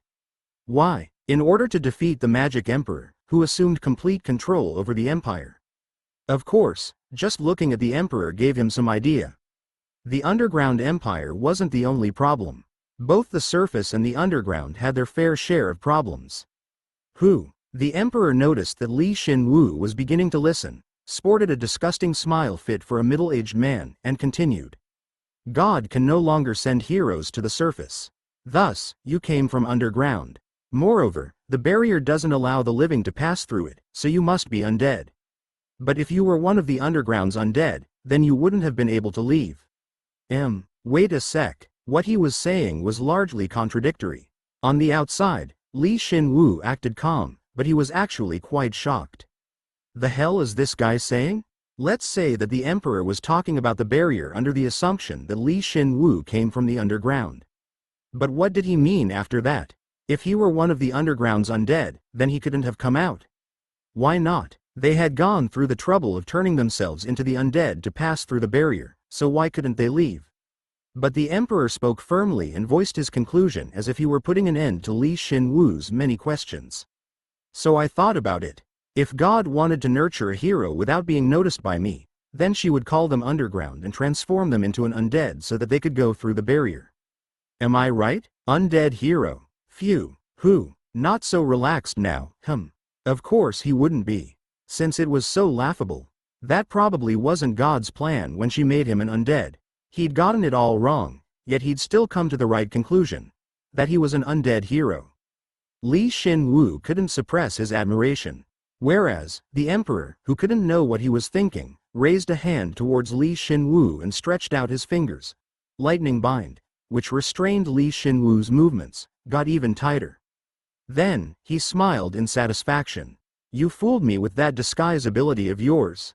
I acknowledge it. It's impressive enough that even I cannot replicate it, but you were much too rash and arrogant. That's why you failed. I'd like to ask one last thing. How do you plan on killing me? I don't know what you think of me, but I'm the one who killed that divine bird. You won't be able to kill me through trivial means. Who? You're still bluffing, even though you can't even move a finger due to my lightning bind. The Emperor smiled and refuted him. He must have thought what Shin Woo was saying was ridiculous. It was called a divine bird long ago. But it was weakened by my barrier, the parasites, and the undead curse. You think I don't know? That you could barely beat it by sacrificing all the sun god religion's paladins and priests? As he thought. On the way back to the capital, Shin Woo and the Pope had conversed discreetly. If his abilities were revealed, then the Emperor would be more wary of him than necessary, so they would spread rumors that not only was the divine bird weakened but that the sun god religion had sacrificed its paladins and priests to defeat it. Of course, he didn't doubt the Pope's abilities, but those rumors had reached the Emperor in just one day. Not only that, the Emperor completely fell for it. Did the evil-eye general not properly report to him? No, the Emperor probably thought that she was exaggerating his abilities to save herself, and may not have completely trusted in her report. Then that means, that innate element, lightning bind, was nothing more than the ability to connect himself with someone else whenever he wanted. This means he can't read one's mind, see the past, or get notified if something doesn't make sense in his domain. Its power was incredible, yes, but compared to his other innate elements, which could affect cause and effect, Shin Woo felt like it was weaker. Was Shin Woo the only one who thought that way? Perhaps the Emperor hadn't even completely mastered the darkness element. It looks perfect, but this guy's information network is full of holes. It's fine, now that I know. Then again, the only thing he could interfere with was the status quo, so he'd so diligently created golems and spread them across the empire. Moreover, it seemed like the Emperor wasn't yet aware that Rem had taken control of those golems, so he couldn't help but laugh. No one other than Shin Woo could have thought up something like this. With this, however, Shin Woo was already above the Emperor. What the Emperor said next was proof of this. Shall I tell you what the biggest reason you were discovered was? Someone with the strength to match a divine bird couldn't have been so easily ensnared by my ability. You're the hero who defeated the divine bird one-on-one when you couldn't even resist my ability and are just waiting for death. Haha, what a funny lie. If I die here, then it'll become rough on you. You shouldn't look down on the feelings of so many people. It wasn't a threat. He wasn't trying to buy time either. He didn't need to anymore anyway. He was just curious. Rumors of the dungeon and the undead curse were spreading throughout the capital, so if Shin Woo were to die, everyone would suspect and hate the Emperor. So what was he thinking? That's only temporary. Didn't I tell you before? As time passes, the people have no choice but to fall back on the palace, on the absolute Emperor. Without you, the religious order cannot lead people. You must be sacrificed to maintain public order. Another simple answer. This so-called Emperor placed way too much confidence in his power. He was speechless that a guy like this would be brazen enough to utter the word, arrogant. Of course, he possessed such absolute power, which enabled him to control the empire. Moreover, he'd become a vampire and thus immortal, so he could understand why the emperor felt like he had nothing to fear. But it seemed like he still hadn't realized it. That nothing lasts forever in the world. If I had my way, I would have destroyed Lawrence as well, but there's no way a mere merchant can take your place. There should be no problem with just leaving him be. You shouldn't look down on Lawrence. Since I'm Lawrence, haha, I don't look down on people. I make my decisions objectively. And if I'm acting confident, then there's only one reason for that. It's because I am the emperor who rules over all creation. Having said his piece, the emperor tightly clenched his hand. The large quantity of mana enclosing Li Shin Woo. No, the entire mansion converged onto Li Shin Woo and exploded. And as a result, the emperor, or the Evil Eye General, was affected as well. She was dead the moment she'd picked Li Shin Woo over the emperor. Saw. The magic explosion muffled all sound, and the entire mansion was vaporized. In its place, the darkness of the capital flooded in and filled the area to the brim. The only thing that proved that the Evil Eye General had been here was her skull, and soon, even that melted into the air and disappeared. The wild card skill has become LV2. All stats have increased by 30. The beginner dark shadow element has become LV5. Magic has increased by 20. The acting skill has become LV21. Your acting can even fool magic. You have acquired the LV7 Evil Eye General, Sharina von Hagel's skull. So in order to fool the Emperor, you're hosting a hero get-together here? Li Shin Woo smiled at Plain, who had pushed her head forward over the counter and looked speechless. It's been a while. It's nice to see you, Plain. Haha, it's nice to see you too. Wait a sec, that's not what I want to say. Wow. That scary shop lady's talking so proudly. Was I able to enter because we formed an official contract? It's a really interesting space. So Li Shin Woo, who is that woman? I sense divinity from her.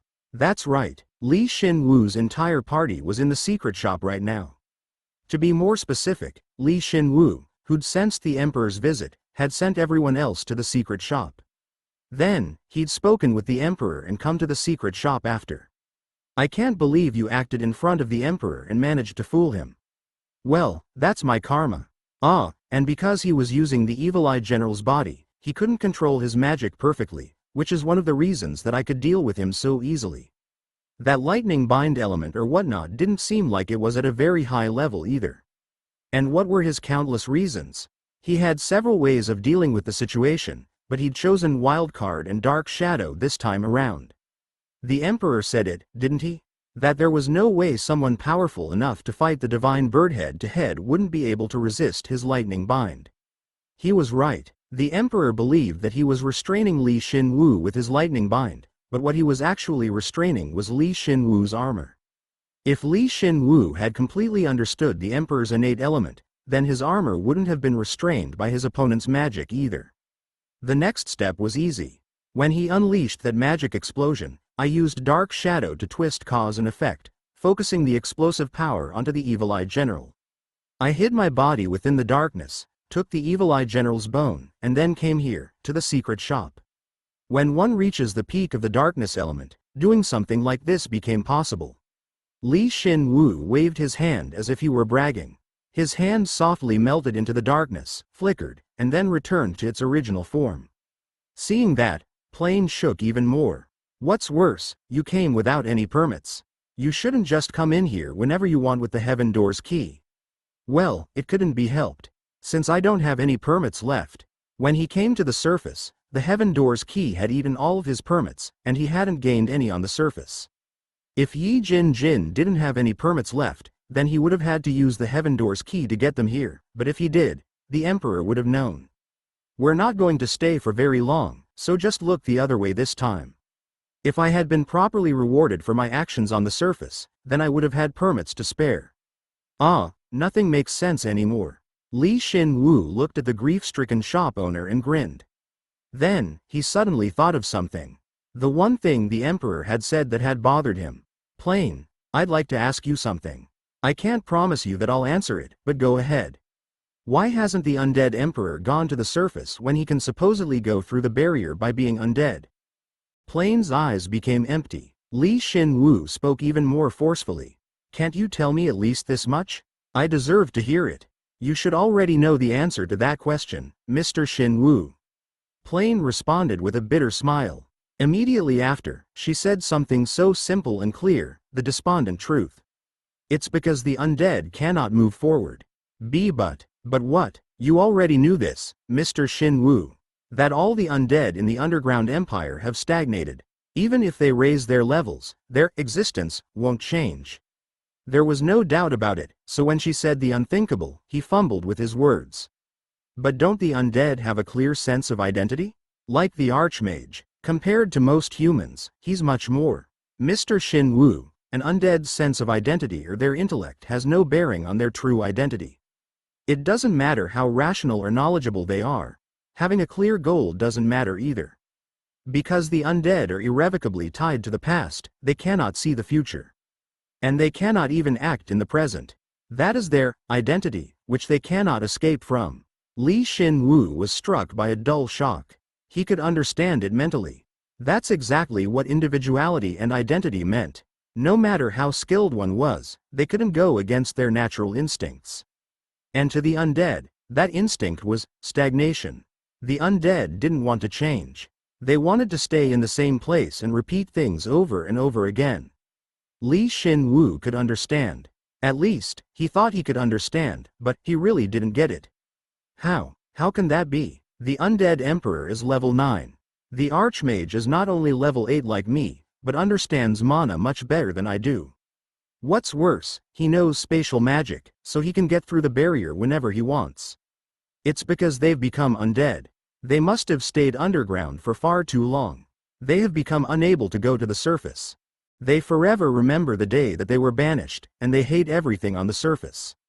They want to tear the Magic Emperor to pieces, but, despite that, they wish to remain underground. You must accept it, even if it doesn't make sense. It's their natural instinct, just like eating is necessary for humans to survive. How pitiful. Li Shin Woo briefly thought that they did nothing wrong. They researched a way to get out, and made themselves into the undead, yet. As a result, they were unable to escape and were trapped underground. How ironic. Come to think of it, God told me that I had to kill the Emperor to stop the spread of the undead curse. She didn't say, they might come to the surface, so stop them. Yes, for her part, she didn't lie to you about that from the very beginning. It was also something she couldn't hide from you. It was so obvious that he'd forgotten at some point. He'd stopped thinking at a crucial moment. No, he'd thought that the fearsome undead weren't affected by logic and could do whatever they wanted. I can understand why the Magic Emperor wasn't worried. He should have gotten a report from Arema Steelworker on the Undead Emperor's movements, so he would be sure that the Undead Emperor isn't going to invade the surface. That must be why the surface dispatched heroes at first, but then stopped soon after. He'd finally solved the puzzle. There were still some mysteries he hadn't solved yet, but he could just look into those in the Underground Empire. Like the actual goal of General Segald's anti-skull. What a pain in the ass. That guy's goal might be different from what I first suspected. Mr. Shin Woo, you're not thinking something strange, are you? Something like, I'll send all of the undead to the surface myself. Oh, nice idea, Mr. Shin Woo. I'm just joking around. Plain was startled and yelled. Li Shin Woo grinned and tried to calm her down, but it didn't work. She must have some deep-rooted feelings. When God made you into an undead, she granted you a little bit of divinity to erase the undead's identity. It was a desperate attempt on her part, but it worked a lot better than she could have hoped. But to think you'd be able to do the same with other undead. Ah, as I thought. Li Shin Woo was talented in using the darkness element, and was even able to make the Pauls his subordinates when he was at a low level, making them freer than before. They prioritized his orders, but they had no other restraints. In other words, they weren't stagnant like the other undead in the Empire. They were freed from the past and were capable of moving forward. So I thought you might take the Empire's side and lead them to the surface. Putting the deceased on the proper path, huh? That sounds pretty cool. You wouldn't be putting them on the proper path, but on the path to ruin. It was a joke, of course. To repeat, Li Shin Woo didn't want to live in a world filled with death. But this plan showed him some actors that he could control on his stage. Since ancient times, there was nothing better than a foreign enemy to unite the people. If he controlled the situation properly, then he could lead it in a favorable direction for him. His vague plans, which he'd formed upon coming to the surface and acting as K, were being adjusted in his head. Haha, it's become quite interesting. Haha, your ominous smile is making me shake all over. When he was level 7, he may have had some special abilities, but he was still at a much lower level than Plain. But by reaching level 8, his existence had fundamentally changed. As a result, he became almost on par with God's representative, Plain. She still beat him in terms of pure magic and power, but he was ahead of her in terms of his authority. It seemed like Shin Woo was still unaware of this, but Plain had noticed. No matter how talented he is, or whether he was bestowed divinity or not, I didn't expect him to max out one of his elements already. It's much more surprising than learning a high-rank element. But what is his element? I can't tell with just the energy it's emitting. Of course, she didn't say all that. She didn't want Shin Woo to be biased or conceited about his own abilities. He would continue to grow at a rapid pace, and if she said something now and affected that growth, then she wouldn't be able to take it back. Alright, I get it. In the end, my job hasn't changed much. If you're willing, I'd like to hear what the job of yours entails. You won't tell me, will you? You can just watch and enjoy, Plain. Will I really be able to enjoy it? Jin, come over here. Why yes. Was she intimidated by the sight of them talking so intimately? After they'd deepened their relationship, she acted close to him too, but she walked over stiffly, as if she'd forgotten all about that. Seeing that, Shin Woo smiled bitterly and asked, "Are you still far from level 7? Ah, no. I'm not close if you look at my combat experience, but I achieved a lot of feats in the Underground Empire, so I gained a lot of stats. And as you know, I used a lot of the money I got from working as Lawrence's representative to buy medicine. You bought it in. I need about 1,000 stats to reach level 7. So you're still not there yet. But it's a relief. You're farther along than I thought." She had grown a lot, considering the fact that she had been at the tail end of level 5 when she came up to the surface. If the other heroes knew about this, then they would have wrung her neck. She had grown faster than he did when he was at her level. However, she's my own creation, so this much is expected. Shin Woo knew how diligently she'd been working. If she had just taken what he had given her for free, then she wouldn't have grown so much. To achieve a feat, one needed to be proactive, no matter how little it was. If she hadn't tried so hard, then she wouldn't have achieved it. And she probably hadn't been lax on her skill training either. She'd ground her bones, to catch up to Shin Woo, if even a little. But Shin Woo was made up of nothing but bones, so it wasn't enough. You've nurtured another hero quite well. Plain, who was listening to their conversation from the side, was astonished. But Shin Woo shook his head, as if displeased. In case I had to leave Jin on the surface alone, I wanted to get her to level 7. But that damn emperor came looking for me and messed up my plans. So going back there isn't such a good idea, and though it's not ideal, I have no choice but to proceed like this. Why isn't it a good idea? In a sense, me dying is good for me. Shin Woo explained the current situation, as well as what he would do in the future to Jin, who was tilting her head, and the rest of his party. The emperor destroyed the Lawrence mansion, fully prepared to take a hit to his reputation. My fame went up significantly, and the fear and animosity towards the undead curse increased as well. The person at the center of all that was killed, so everyone will direct their anger towards the emperor. That's true. The emperor said he was prepared for all that. He added that the people had no choice but to rely on the emperor. And he was right, as long as things continued as they were, that is. But what would happen if I came out and said, "Actually, I'm alive"? Of course, the people would be happy, but that forces me into a fight against the emperor. Since I came back to life, the emperor will consider me his mortal enemy, and it'll become hard to move around afterwards, so it'd become really tough on me. But you said that it couldn't go on like this. Yeah, so I'll set up K's replacement. That's you. Hearing that, Jin looked extremely confused. But I'm already Lawrence's representative. Lawrence will come forward. Lawrence, angered by his friend's death, will do everything in his power to keep his friend's wishes alive. Together with you, who is both Lawrence's and K's representative. If we tell people that you're not just business savvy, but you were trained by K, have great power, and can wield flames, then wouldn't that make quite the story? It's such a great story that I feel like a story depicting the love triangle between K, Lawrence, and Izuna. Yi Jin Jin's false name will come out. Exactly. It'll draw people's attention. If that happens, then those who supported me will support you and Lawrence. You see, if they harm you, the successor to K's name and beliefs, then the empire will break down completely. Honestly, that crazy vampire emperor may damn the risks and try to kill Yi Jin Jin anyway. So, he would need to set up some countermeasures just in case. It seems like the perfect plan. However, Mr. Shin Woo, aren't there actually two huge problems with that plan?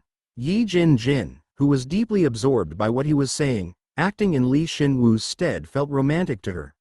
Pointed out some flaws in his plan, as if she felt really bad for doing so. First off, Lawrence is one of your names, Mr. Shin Woo. But you're going back to the underground empire, aren't you? From now on, Bisher Moon will become Lawrence. Not only has Lawrence never officially appeared, but through my influence, Bisher has become able to disguise himself freely, so he can play the part of Lawrence. Moreover, he can more freely connect the Lawrence shop and Moonshadow together, so there's no better choice.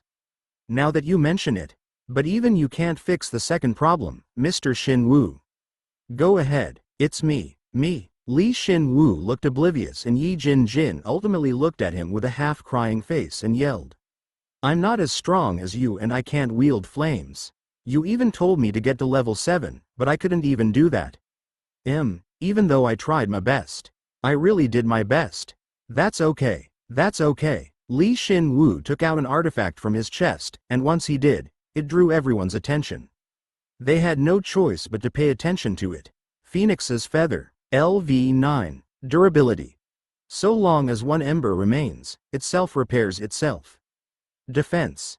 2500 to 3500. Element. Fire LV8. Options. All stats increase by 100. Magic increases by an additional 100. You take no fire damage, you take no critical damage, automatic health recovery, and level 8 fire is added to every one of the wielder's attacks. Special passive skill. Sun God's Breath. By storing enough fire mana, the wielder can concentrate the flames and discharge it whenever they wish. Special active skill. Sun God's Blessing. When the wielder dies, the wielder can defy death once through the use of the flames that burn away cause and effect and return to life. The one who revives through this effect receives the Sun God's Blessing. The soft dress boasted greater defensive capabilities than any of the armor within his possession. Plus, it increased one's stats by a crazy amount, and it would even add an element to one's attacks, increasing one's offensive abilities. It was the whole package, excelling in both offense and defense. It was the greatest inheritance left behind by the divine bird, the Garuda. What's worse, it was the first time God's representative, Plane, had ever seen a level 9 piece of equipment. Why, you're going to give this to me? Yep. Well, I'm not exactly giving it to you, but lending it to you. It was a level 9 artifact, so just giving it to her wouldn't have a good effect on her karma. He could barely even lend it to her, as the item's level was much too high, but, by using his Dark Shadow and Wildcard skills, he was able to make up for her deficiencies. What, Mr. Shin Woo, this is the best item I've ever seen. How could you hand it out so casually? I pretty much have no way of using it right now, so I decided to give it to Jin Jin, who can use it effectively. Plane, who was watching from the side, widened her eyes and tried to stop him, but Li Shin Woo just shrugged. Of course, Li Shin Woo was well aware of how amazing the Phoenix's Feather was. It didn't matter that it was more geared towards women. If he were to absorb it, he could adjust it to a form that suited him. But that's the problem. I can't. With a little more study, his bone reinforcement, rule of bone, or bone armory skills may evolve to even greater heights. However, that wasn't happening anytime soon. These skills wouldn't be able to alter an artifact that the level 9 divine bird, the Garuda, dropped. Still, do I even have the right to accept this? I'm scared. If something happens to me and I can't return it, then. Especially this special active skill. You can only use it once, but if I were to waste it. That ability's why I'm giving you this item. Think about it. The Sun God's Blessing is ultimately the Garuda's blessing. But I killed the Garuda, so will that blessing actually benefit me? I don't think so. This was the truth. Though the Garuda had rotted away, literally, it was still a level 9 divine bird. Even till the bitter end, it was suspicious and wary of Shin Woo, so there was a chance those feelings were stored within this artifact. It wouldn't be much of an issue with Shin Woo's abilities, but it was still kind of awkward for him. The best case scenario is if nothing happens to you, but it'd be a weight off my shoulders if you were to use this skill to survive if you find yourself in danger. So, don't feel so burdened and just wear it. However, as expected, Yi Jin still felt burdened from his request, even though he'd gone so far to assure her. Well, it made sense. To Shin Woo, a revival ability wasn't really a big deal, but to Yi Jin, it must be. The artifact's other abilities were quite considerable as well. He supposed it couldn't be helped. Shin Woo decided to give her some extra service. He beckoned her with his finger and Yi Jin came over to him, albeit confused. Then, he whispered a few words into her ear. It was super effective. Hua, I understand, good girl. Shortly after, she distanced herself from him. However, her face was flushed beet red as she quietly nodded her head. She had barely accepted the phoenix's feather. Her reaction caused him to smile in satisfaction, and those who had watched their interaction narrowed their eyes. Of course, he didn't let that bother him at all. But there's no way that you can just wear this cheat item. It's impossible, so long as you don't possess the level 6 high-rank fire element like me. I can temporarily trick the item by using my wildcard skill, but it won't last, so it won't work with me alone. Is that where I come in?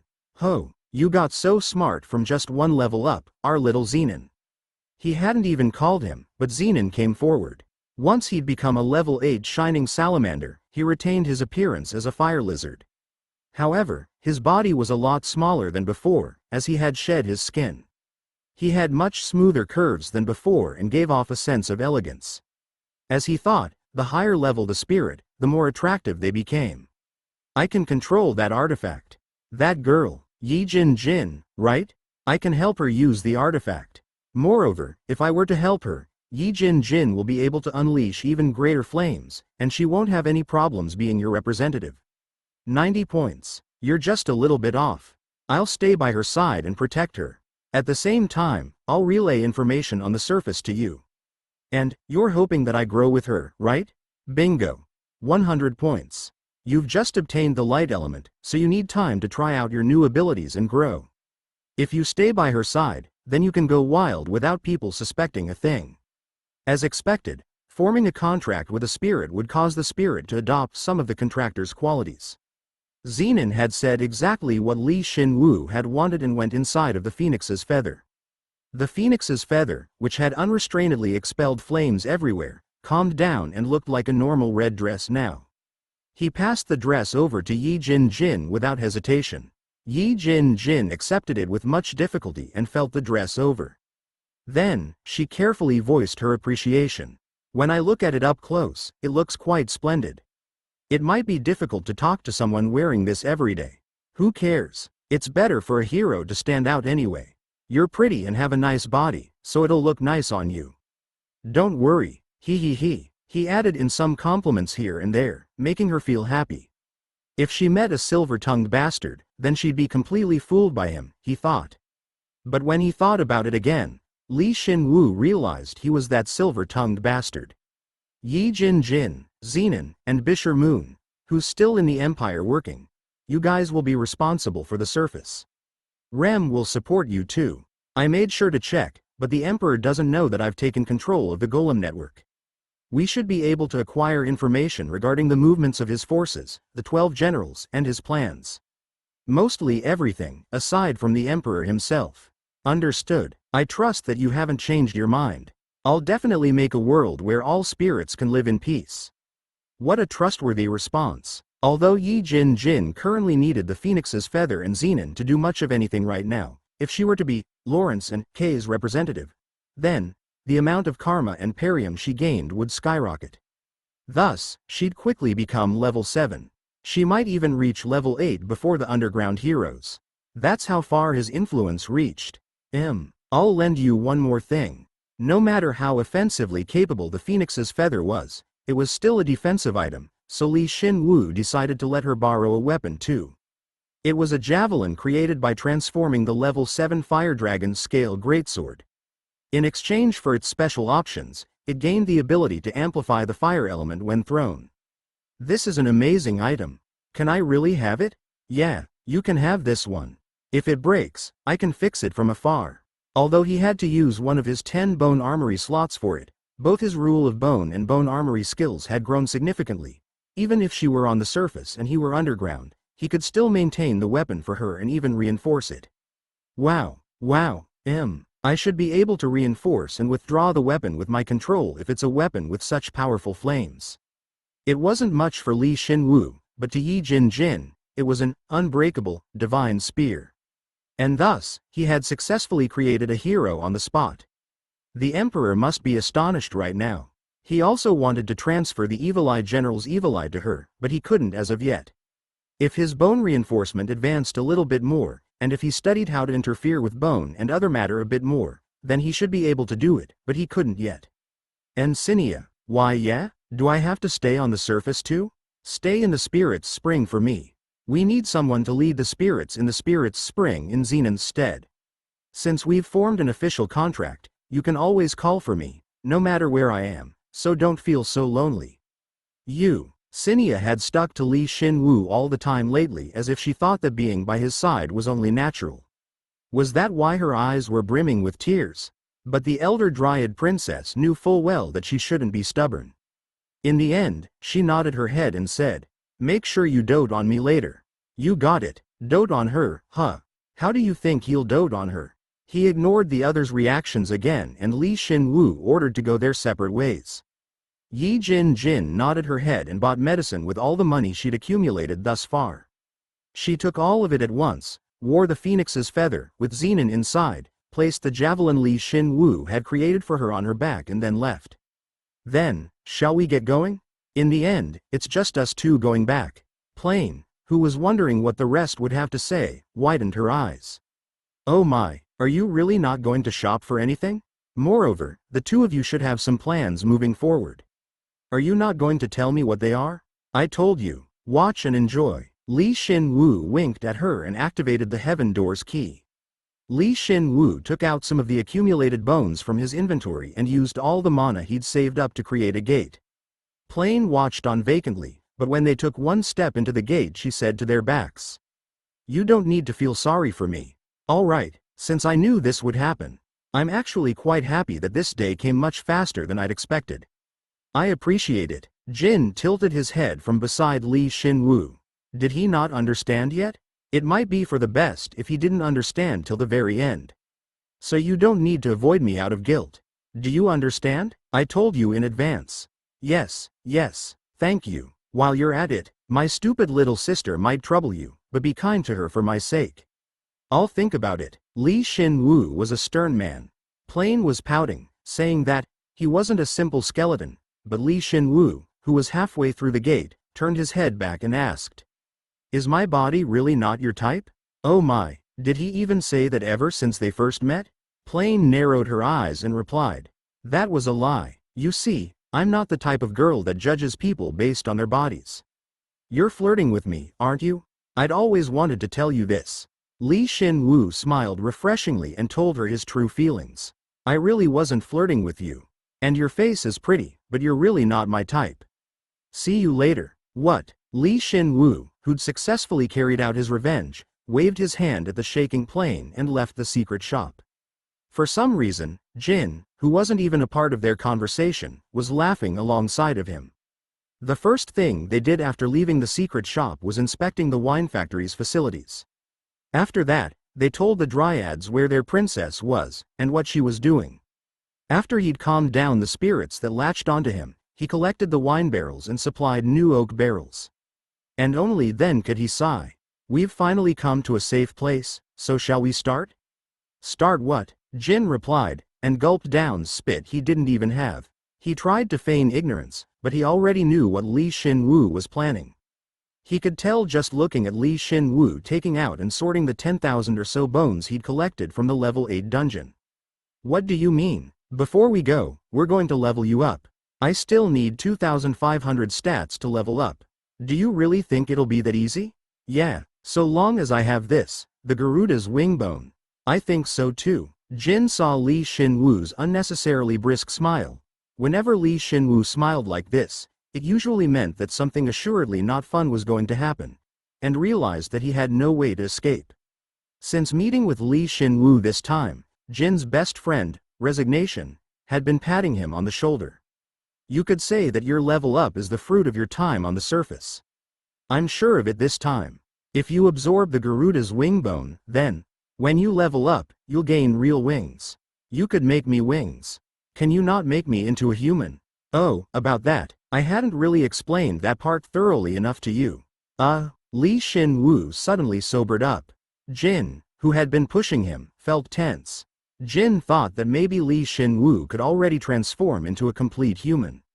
He didn't get this from Li Shin-woo's reaction but from Yi Jin and Sinia's reactions. All the more reason he didn't want to hear it from him. He was scared of getting a definite answer. You must have some idea by now, but just a little while ago, I became able to disguise myself completely as a human. No, to be more specific, calling it a disguise at this point doesn't really fit.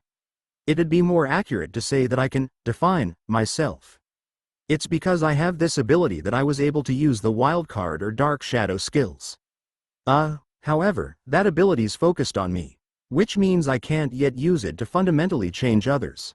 Several of my abilities grew as I leveled up, so I could probably change your outside appearance to that of a human's, but it's ultimately limited to just the outside. I thought that might hurt you even more, so I didn't say anything. Sorry. Jin. Li Shin-woo had made up his mind and spoken, but Jin reacted in a completely unexpected way. He expected him to kick with his hind legs or use his magic breath, but Jin just rolled onto the ground while screaming. Li Shin-woo was truly taken aback at the sight of Jin rolling on the floor, his four legs writhing. Because Jin's agility was so high, his feet left after images, but laughing would be the worst possible decision here, so he suppressed the feeling. Jin, have you calmed down? Grr. A few minutes later, Jin stopped writhing around. But when he asked a question, Jin grit his teeth. Seeing that, he realized that Jin hadn't calmed down yet, so he decided to wait patiently for a few more minutes. Jin skillfully stood up by himself and stepped onto the ground with his four legs. I'm good. Alright, just wanted to get this out there. You didn't do anything wrong. I just wanted to vent. Moreover, I know that you're trying to figure out how to turn me back into a human. If he were to say, you knew about that already, then their partnership might break. Li Shin-woo looked into his eyes and Jin sighed. Then, Jin spoke much softer than before. You said you could change my outer appearance, right? Yeah, to whatever appearance you recognize. Alright, then could you turn me back, before I level up, just once? I want to show you what I looked like when I was still human. It was a long time coming. At least, that's what Li Shin-woo thought. When Jin said that, the hanging tension between them had already implied the coming results.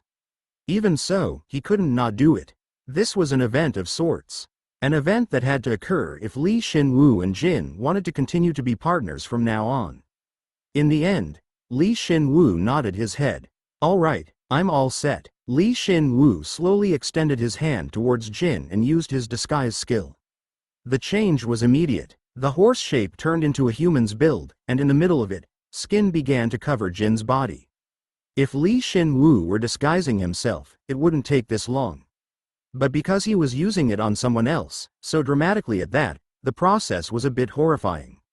The basic modeling was finished, which set the groundwork for adjusting the fine lines of the human body. It was starting to look like a human now.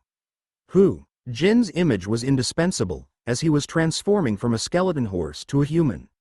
Not a weak image, like something he'd seen just once or twice, but his own image, the image of himself all his life. Therefore, there could be only one viable result: Jin Taylor's human appearance on Earth. It really is my body. She was finished disguising. Jin's voice was always quite beautiful, but it had become even more so when she'd transformed into a human. It was the type of voice that made someone feel better just by listening to it. That's so? Yep. Jin's legs were slender as if it was evidence that she was a sprinter, and the beauty of her leg lines, which started at her muscled thighs, was truly striking. The hot pants really fit her. Her upper body was thin as well. Jin's loose-fitting t-shirt didn't fully cover her slender waist. It was the same for her slender stomach. But her chest was so voluptuous that he wondered whether she could really run with it. Jin saw where he was looking and smiled as if she found it funny. Then, she explained, "Shin Woo, you shouldn't underestimate the recent sports bras. What's worse, it even disguised what you're wearing as well." Never mind. He'd only transformed her outer appearance, but he'd almost responded unnecessarily.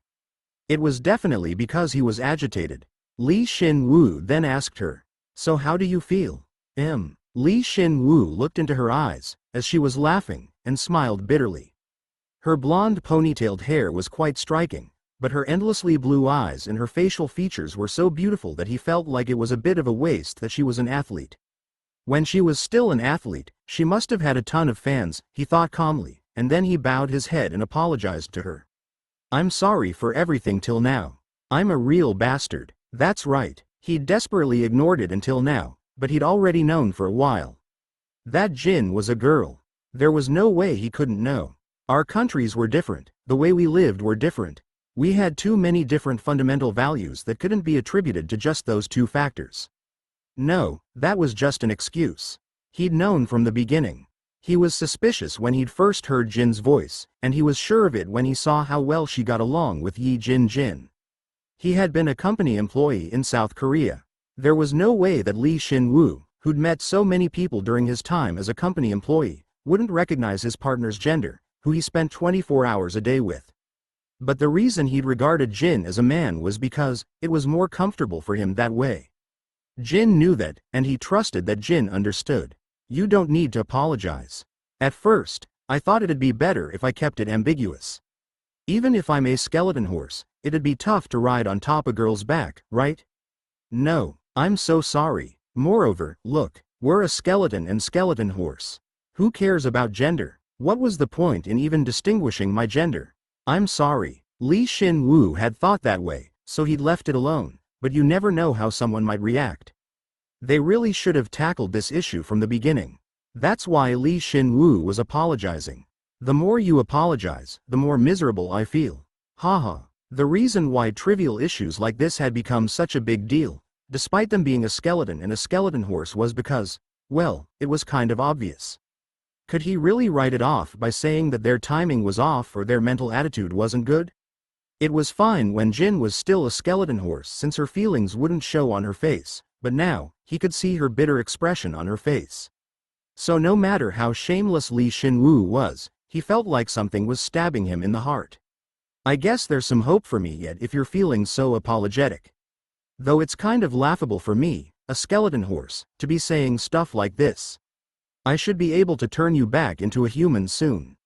All right, I trust you. When the time comes, we can start there.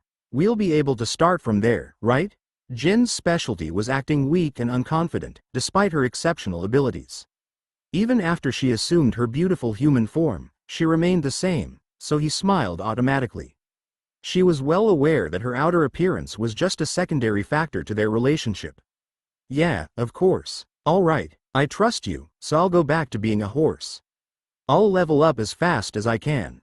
Okay, Shin Woo used all the elite level 8 bones, as well as the Garuda's wing bone on Jin, and Jin finally leveled up. In the process, she'd gained actual wings. Though they were comprised of bone, she wouldn't need to use the jet engines all across her body anymore to stabilize herself in the air. Steel heart formed over the bone wings, and by shooting out mana from that section alone, Jin would be able to fly. And there was one more trivial change as well. The moment he'd used the Garuda's wing bone for bone reinforcement, both Shin Woo and Jin gained the light element. You have learned the LV1 high rank light element. Magic has increased by 100. Light is one of the two great elements that govern the world. It is the power that signals the beginning, accelerates the growth and development of all creation, and is the power that allows you to reach an unreachable domain. Light dispels the darkness and possesses the power of severing relationships.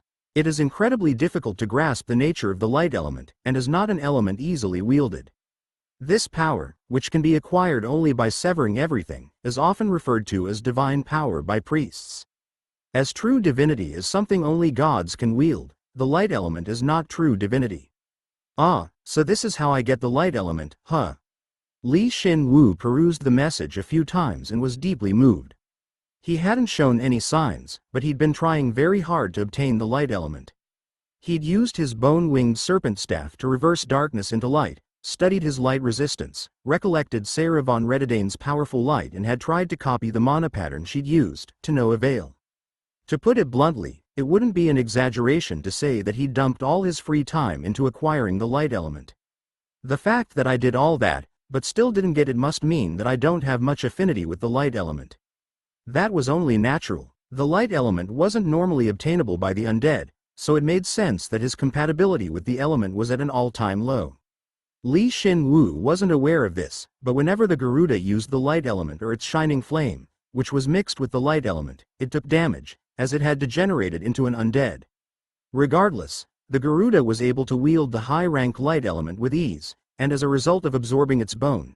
He still had his share, the Garuda's sphenoid bone, but in the process of reinforcing Jin with the wing bone, the sphenoid bone had awakened as well. He was able to acquire the high-rank light element as well. If God hadn't bestowed him with light resistance, then even Shin Woo wouldn't have been able to obtain the light element. Jin was in the same boat. Dark flame is nice and all, but bone reinforcement's the best for permanent growth. Rather than researching the element by himself, it was a far more effective approach to absorb a divine bird's bone, which could wield the light element at an already high level. Of course, he kept in mind that there was a chance that he wouldn't obtain the light element from bone reinforcement either, but he got lucky.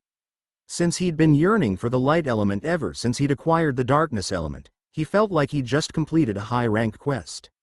It makes sense that I got the element, but it's really surprising that Jin did as well. It might have been the best time for her to level up. If not, maybe my Joker karma affected her. Normally, humans, all of mankind, excluding monsters, couldn't wield the elements themselves. Even if they could, it would be the result of processing natural mana, or through a special skill or spell. Which meant that they would have to go one step higher from the middle. However, Jin had acquired the light element regardless. There were several reasons as to why she did. Shin Woo's Joker karma could have affected her, or perhaps Jin gained a deeper understanding of magic and her limits were released as she leveled up. If not, then perhaps Jin was considered a monster, rather than a human being now. He had one more idea, but if he said it, Jin would definitely hit him, so he just thought about it. Since Shin Woo wouldn't be able to look at Jin for a while. Now that I think about it, the Emperor used a high-rank element with ease. Maybe the difference between man and monster becomes meaningless when one passes level 8. When he had reached level 8, Shin Woo had reached the peak of the darkness element. And because of his innate skills, he could define himself however he wished, so it felt like he was right. He accepted it and nodded his head. Shin Woo looked at Jin, who was flying with her steel-covered wings and tried using his light element again. It had been so hard getting it, yet once he did, it was so simple to use. But he could already control cause and effect through his shining flame and other innate skills, so Shin Woo didn't feel that the light element, which severed relationships, was very appealing to him. Though I suppose it's useful in healing, growth and development, or attacking at an incredibly fast speed. Shin Woo glimpsed to the side again. Jin, who'd become accustomed to flying with only her wings, used light mana as an auxiliary propulsion system. She was trying to fly even faster with those boosters of hers and managed to top her previous max speed.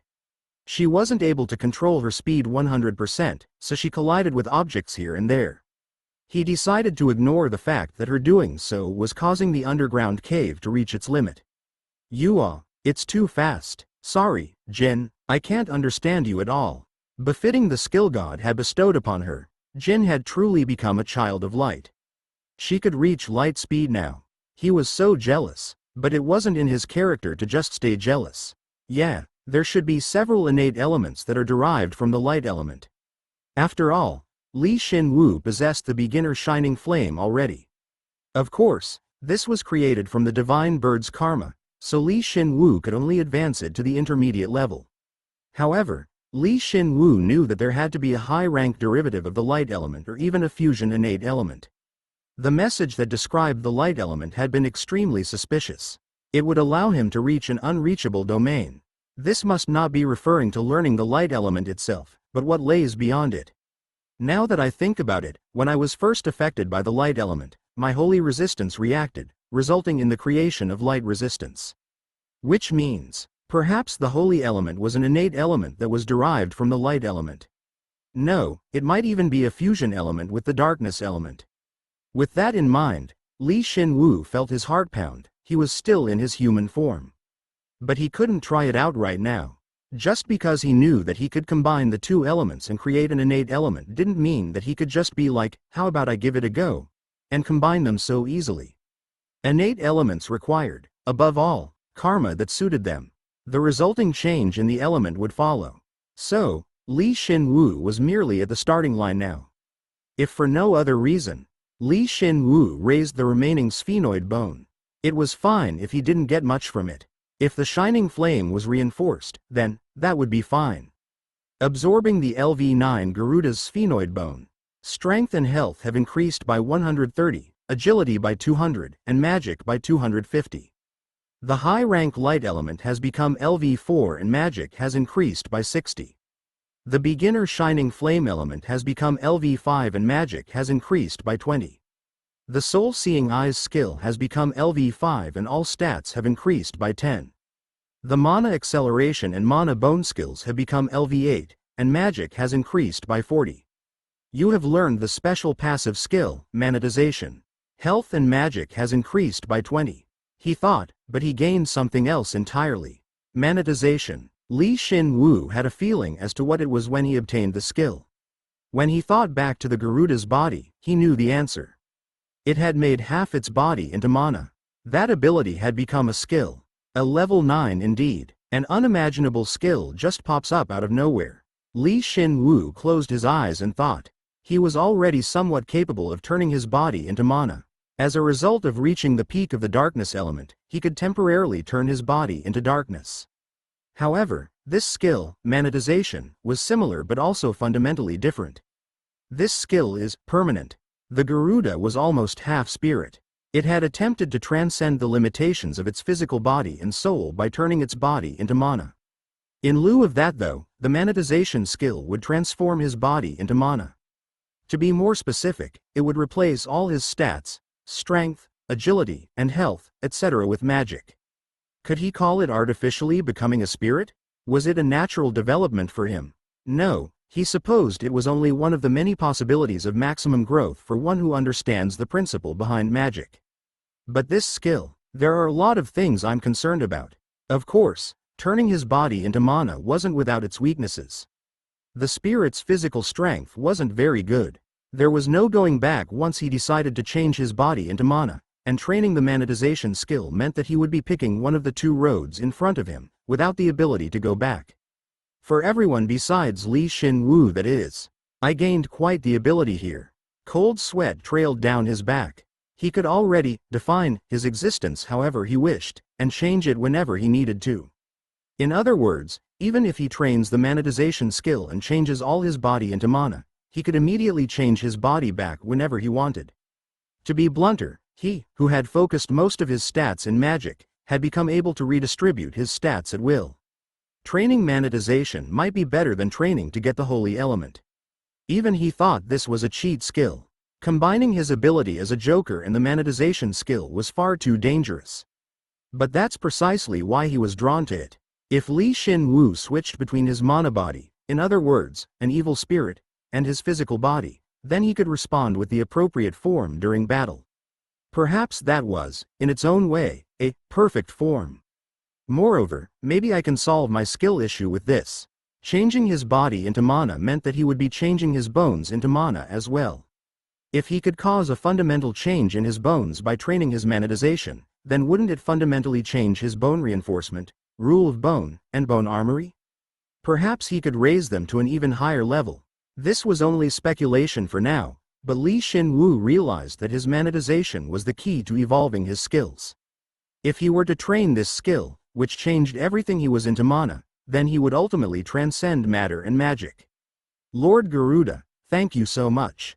If I get to level 10, then it's all because of you. Shin Woo genuinely thanked the dead Garuda. If it knew, it would probably be really pissed, but fortunately, there weren't any problems on that front, since its soul had been burnt away as well. He still had 2 pieces of loot left. One of them was the level 8 sun fossil, which he'd made before by using the shard of the Sun Temple's central pillar. Shin Woo wondered what he should do with this but ultimately used it on his Titan core. Not only did the recharge time reduce by 2 weeks, but its growth, due to the Garuda's power, was accelerated as well. He touched it in satisfaction and turned his attention to the final piece of loot. This was the biggest issue here. It was just too good of an item. Death God's Shining Bone Sword, +3. LV8. Durability. 5000. Attack power. 2500 to 2750. Element. Light LV8. Options. Strength +150, Magic +100, and when you attack, you sever your enemy's link between their health and magic. Special passive skill. Smile of the Death God. When you are attacked or attacked during battle, there is a high chance that the Shining Bone Sword will duplicate, which will automatically attack your foe. Once the duplicated Shining Bone Sword strikes, it disappears. Special active skill. Fury of the Death God. This ability can only be used by accumulating a large quantity of mana within the sword. Unleashes a slash at every foe within your sight and severs all spatial and magical interference. One might think that Shin Woo wouldn't feel enthusiastic about the weapon, as he'd given the Phoenix's feather to Yi Jin just a little while ago, but this was actually the first time he'd ever gotten a level 8 weapon. As evidence of this, its attack power was ridiculously high, even when factoring in its evolution and the +3 tag. Plus, its max attack power was about 250 higher than his previous most powerful weapon, the level 7 Giant Drake Horn Lance. When he took into account the fact that the Death God's Shining Bone Sword could be wielded with one hand, while the Giant Drake Horn Lance required 2 and could only be used when charging, Shin Woo could tell just how high class this weapon was. If I fought the Emperor with this in hand, wouldn't I just win? Shin Woo briefly deluded himself, but soon shook his head. He wasn't sure about the undead Emperor, but the Magic Emperor was no pushover. He could die if he was conceited. Even though he had 154 extra lives, it wouldn't change the gravity of death. Let's stop thinking about such pointless stuff and absorb this. His bone armory skill was now level 10. His weapons and armor were reinforced within his bone armory, as the equipment's info was shared with each other. In other words, if he were to absorb the Death God's Shining Bone Sword, then all of his stored equipment would be reinforced instantaneously. It was less burdensome to absorb equipment than bones, but absorbing such a high-level weapon should take a lot out of him. Once he had prepared himself, he gripped the sword and absorbed it. Storing the Death God's Shining Bone Sword in the bone armory. Strength has increased by 150 and magic by 100. The bone armory skill has become LV11, and health and magic have increased by 20. You can now summon and maintain 20 pieces of equipment at a time. All equipment stored within the bone armory have been reinforced. You can now summon the LV7 Dead Bone Full Armor. Shin Woo had expected his bone armory to level up once he absorbed the Death God's Shining Bone Sword, since this was his first time absorbing a level 8 artifact. But he didn't think his bone armory's summoning limit would double. When bone armory reached level 10, the skill had become much stronger, but Shin Woo was shocked, as he didn't think one more level would make this much of a difference. By becoming level 8, Shin Woo could use more mana at one time and could even draw in ambient mana, so this could be seen as his bone armory becoming 2 times as effective. Not only that, his armor set had been upgraded to level 7 as well. He had nothing else to ask for. Shin Woo felt as though his bone armory skill was almost perfect, and shook. With this, maybe I really should hold a ceremony for the Garuda. More importantly, are there no half-rotten mythological creatures in the underground empire? You're terrible. Jin, who'd returned after becoming somewhat familiar with her new body and the light element, looked at Shin Woo unkindly. Of course, Shin Woo didn't pay her any mind and immediately swapped his armor. After that, he resummoned his Prayer of the Dead, the cape, which had become slightly stronger both in terms of its defense and subsequent properties. If he included Yi Jin's javelin, then he had 3 slots used up right now. Alright, then to fill up the other 17 slots, he summoned 2 giant drake horn lances, 2 fire dragon scale greatswords, 2 light god's fury, and 2 copies of the Titan's fortress. After that, he summoned 9 death god's shining bone swords and attached one of them to his waist. Shin Woo's mana had bottomed out, as he had used so much at once, but by using his mana acceleration and mana bone skills, his mana was quickly replenished. Shin Woo dominated the mana around him, which somewhat resembled the archmage, Theotain von Seldin. It would be a sight to see, shooting all the fully charged death god's shining bone swords. The fact that these weapons are going to be following us around everywhere is terrifying. Of course, charging level 7 and level 8 weapons was still an arduous task for Shin Woo, but it would also be good mana practice for him. It would be his warm-up for his training in manatization. Then, there's nothing else to do here, right? Jin, let's go inspect the troops. Inspecting the troops? What exactly do you mean by that? Moving a mountain with one finger, or making a tunnel, or setting up a barracks? You know, stuff like that. How are you going to move a mountain? With a beam? Shin Woo climbed atop Jin, whose speed was incomparable to before. They both felt a bit awkward, and left the wine factory. They then went to one of the large cities, in the level 3 danger zone, where the heaven-defying general's troops were divided and stationed, went down into the sewers, and checked on the condition of his troops. While he was on the surface, he had given his appointed commanders. The Giants' commanders were Alada and Erogan. The Chimera's commander was Kai Paul, and finally, the Avenger, Shino Rendu was the Paul Corps, orders to move around his troops in rotations. As they were undead, which didn't tire, there were a large number of bones gathered from each squad. Lord Paul Zero, it seems like you've become even stronger. That's not all. The power he's conveying is even stronger than before. The Titan has become even stronger. Ooh, as expected of the Titan's second coming. Look at me, I've received the Titan's energy and can now wield flames. You guys are no pushovers. I'll make you even stronger, so bring me all the bones you've collected. The giants were first. The conspicuously large giants were forced to move carefully, killing everything in the area and then returning to hide within the sewers. Even so, they had collected the largest amount of bones amongst the squads. He used most of them to reinforce the giants but kept the garbage bones to himself. Shin Woo could always use them to either fuel the Heaven Door's key or heal himself. Not only were they strengthened by bone reinforcement, but the reinforced Titan core had strengthened the entire tribe once more. The giants saw him off and Shin Woo moved on to the next group. Lord Paul Zero, I'm glad you've come back safely. Yeah, I'm glad you're safe too. You've become a lot stronger, huh? Next up was Shino Rendu's squad, which consisted of the quickest of the Pauls. This squad was best suited for investigation or infiltration. They had found a hidden level 5 dungeon and had brought back a large number of elite bones. I'd like to become level 8 as soon as possible too. Don't be impatient. If you do your best, then you'll reach level 8 eventually. Shino Rendu, who thirsted for revenge, had inherited Metaphil Reardon's essence, and could thus develop his stats and skills separately without achieving a feat, using bone reinforcement, or leveling up his skills, by eating any monsters, including the undead.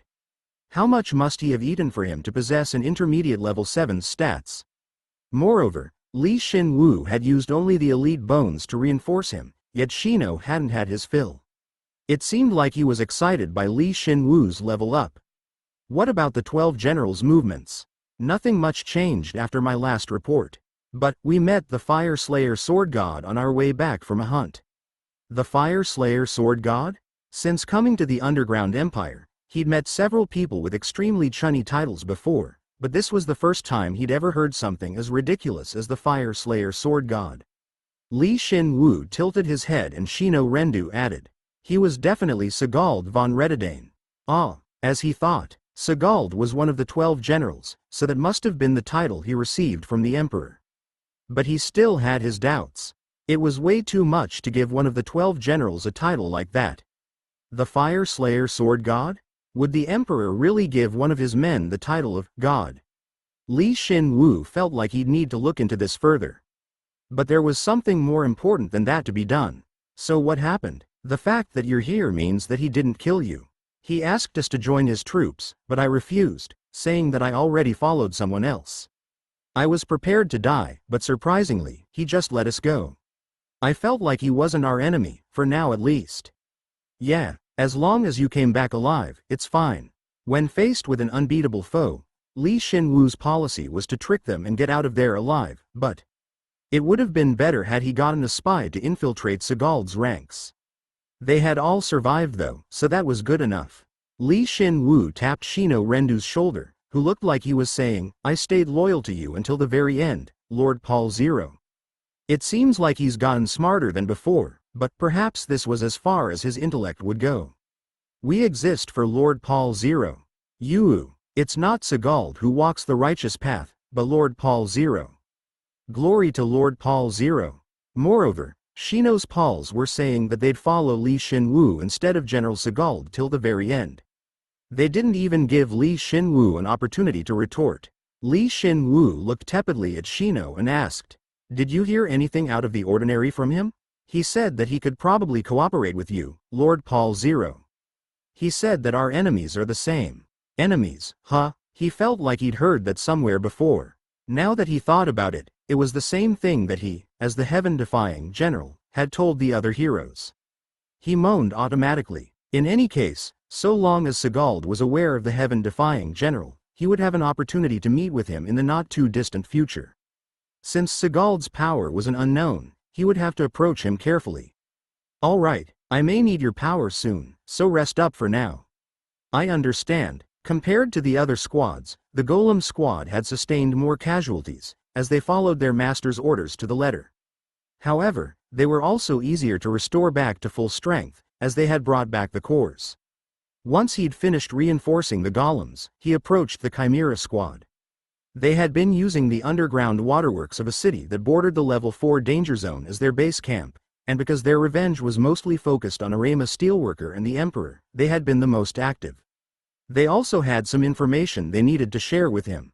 Arama Steelworker is on the move. He is heading towards the city in the level 4 danger zone. Byron.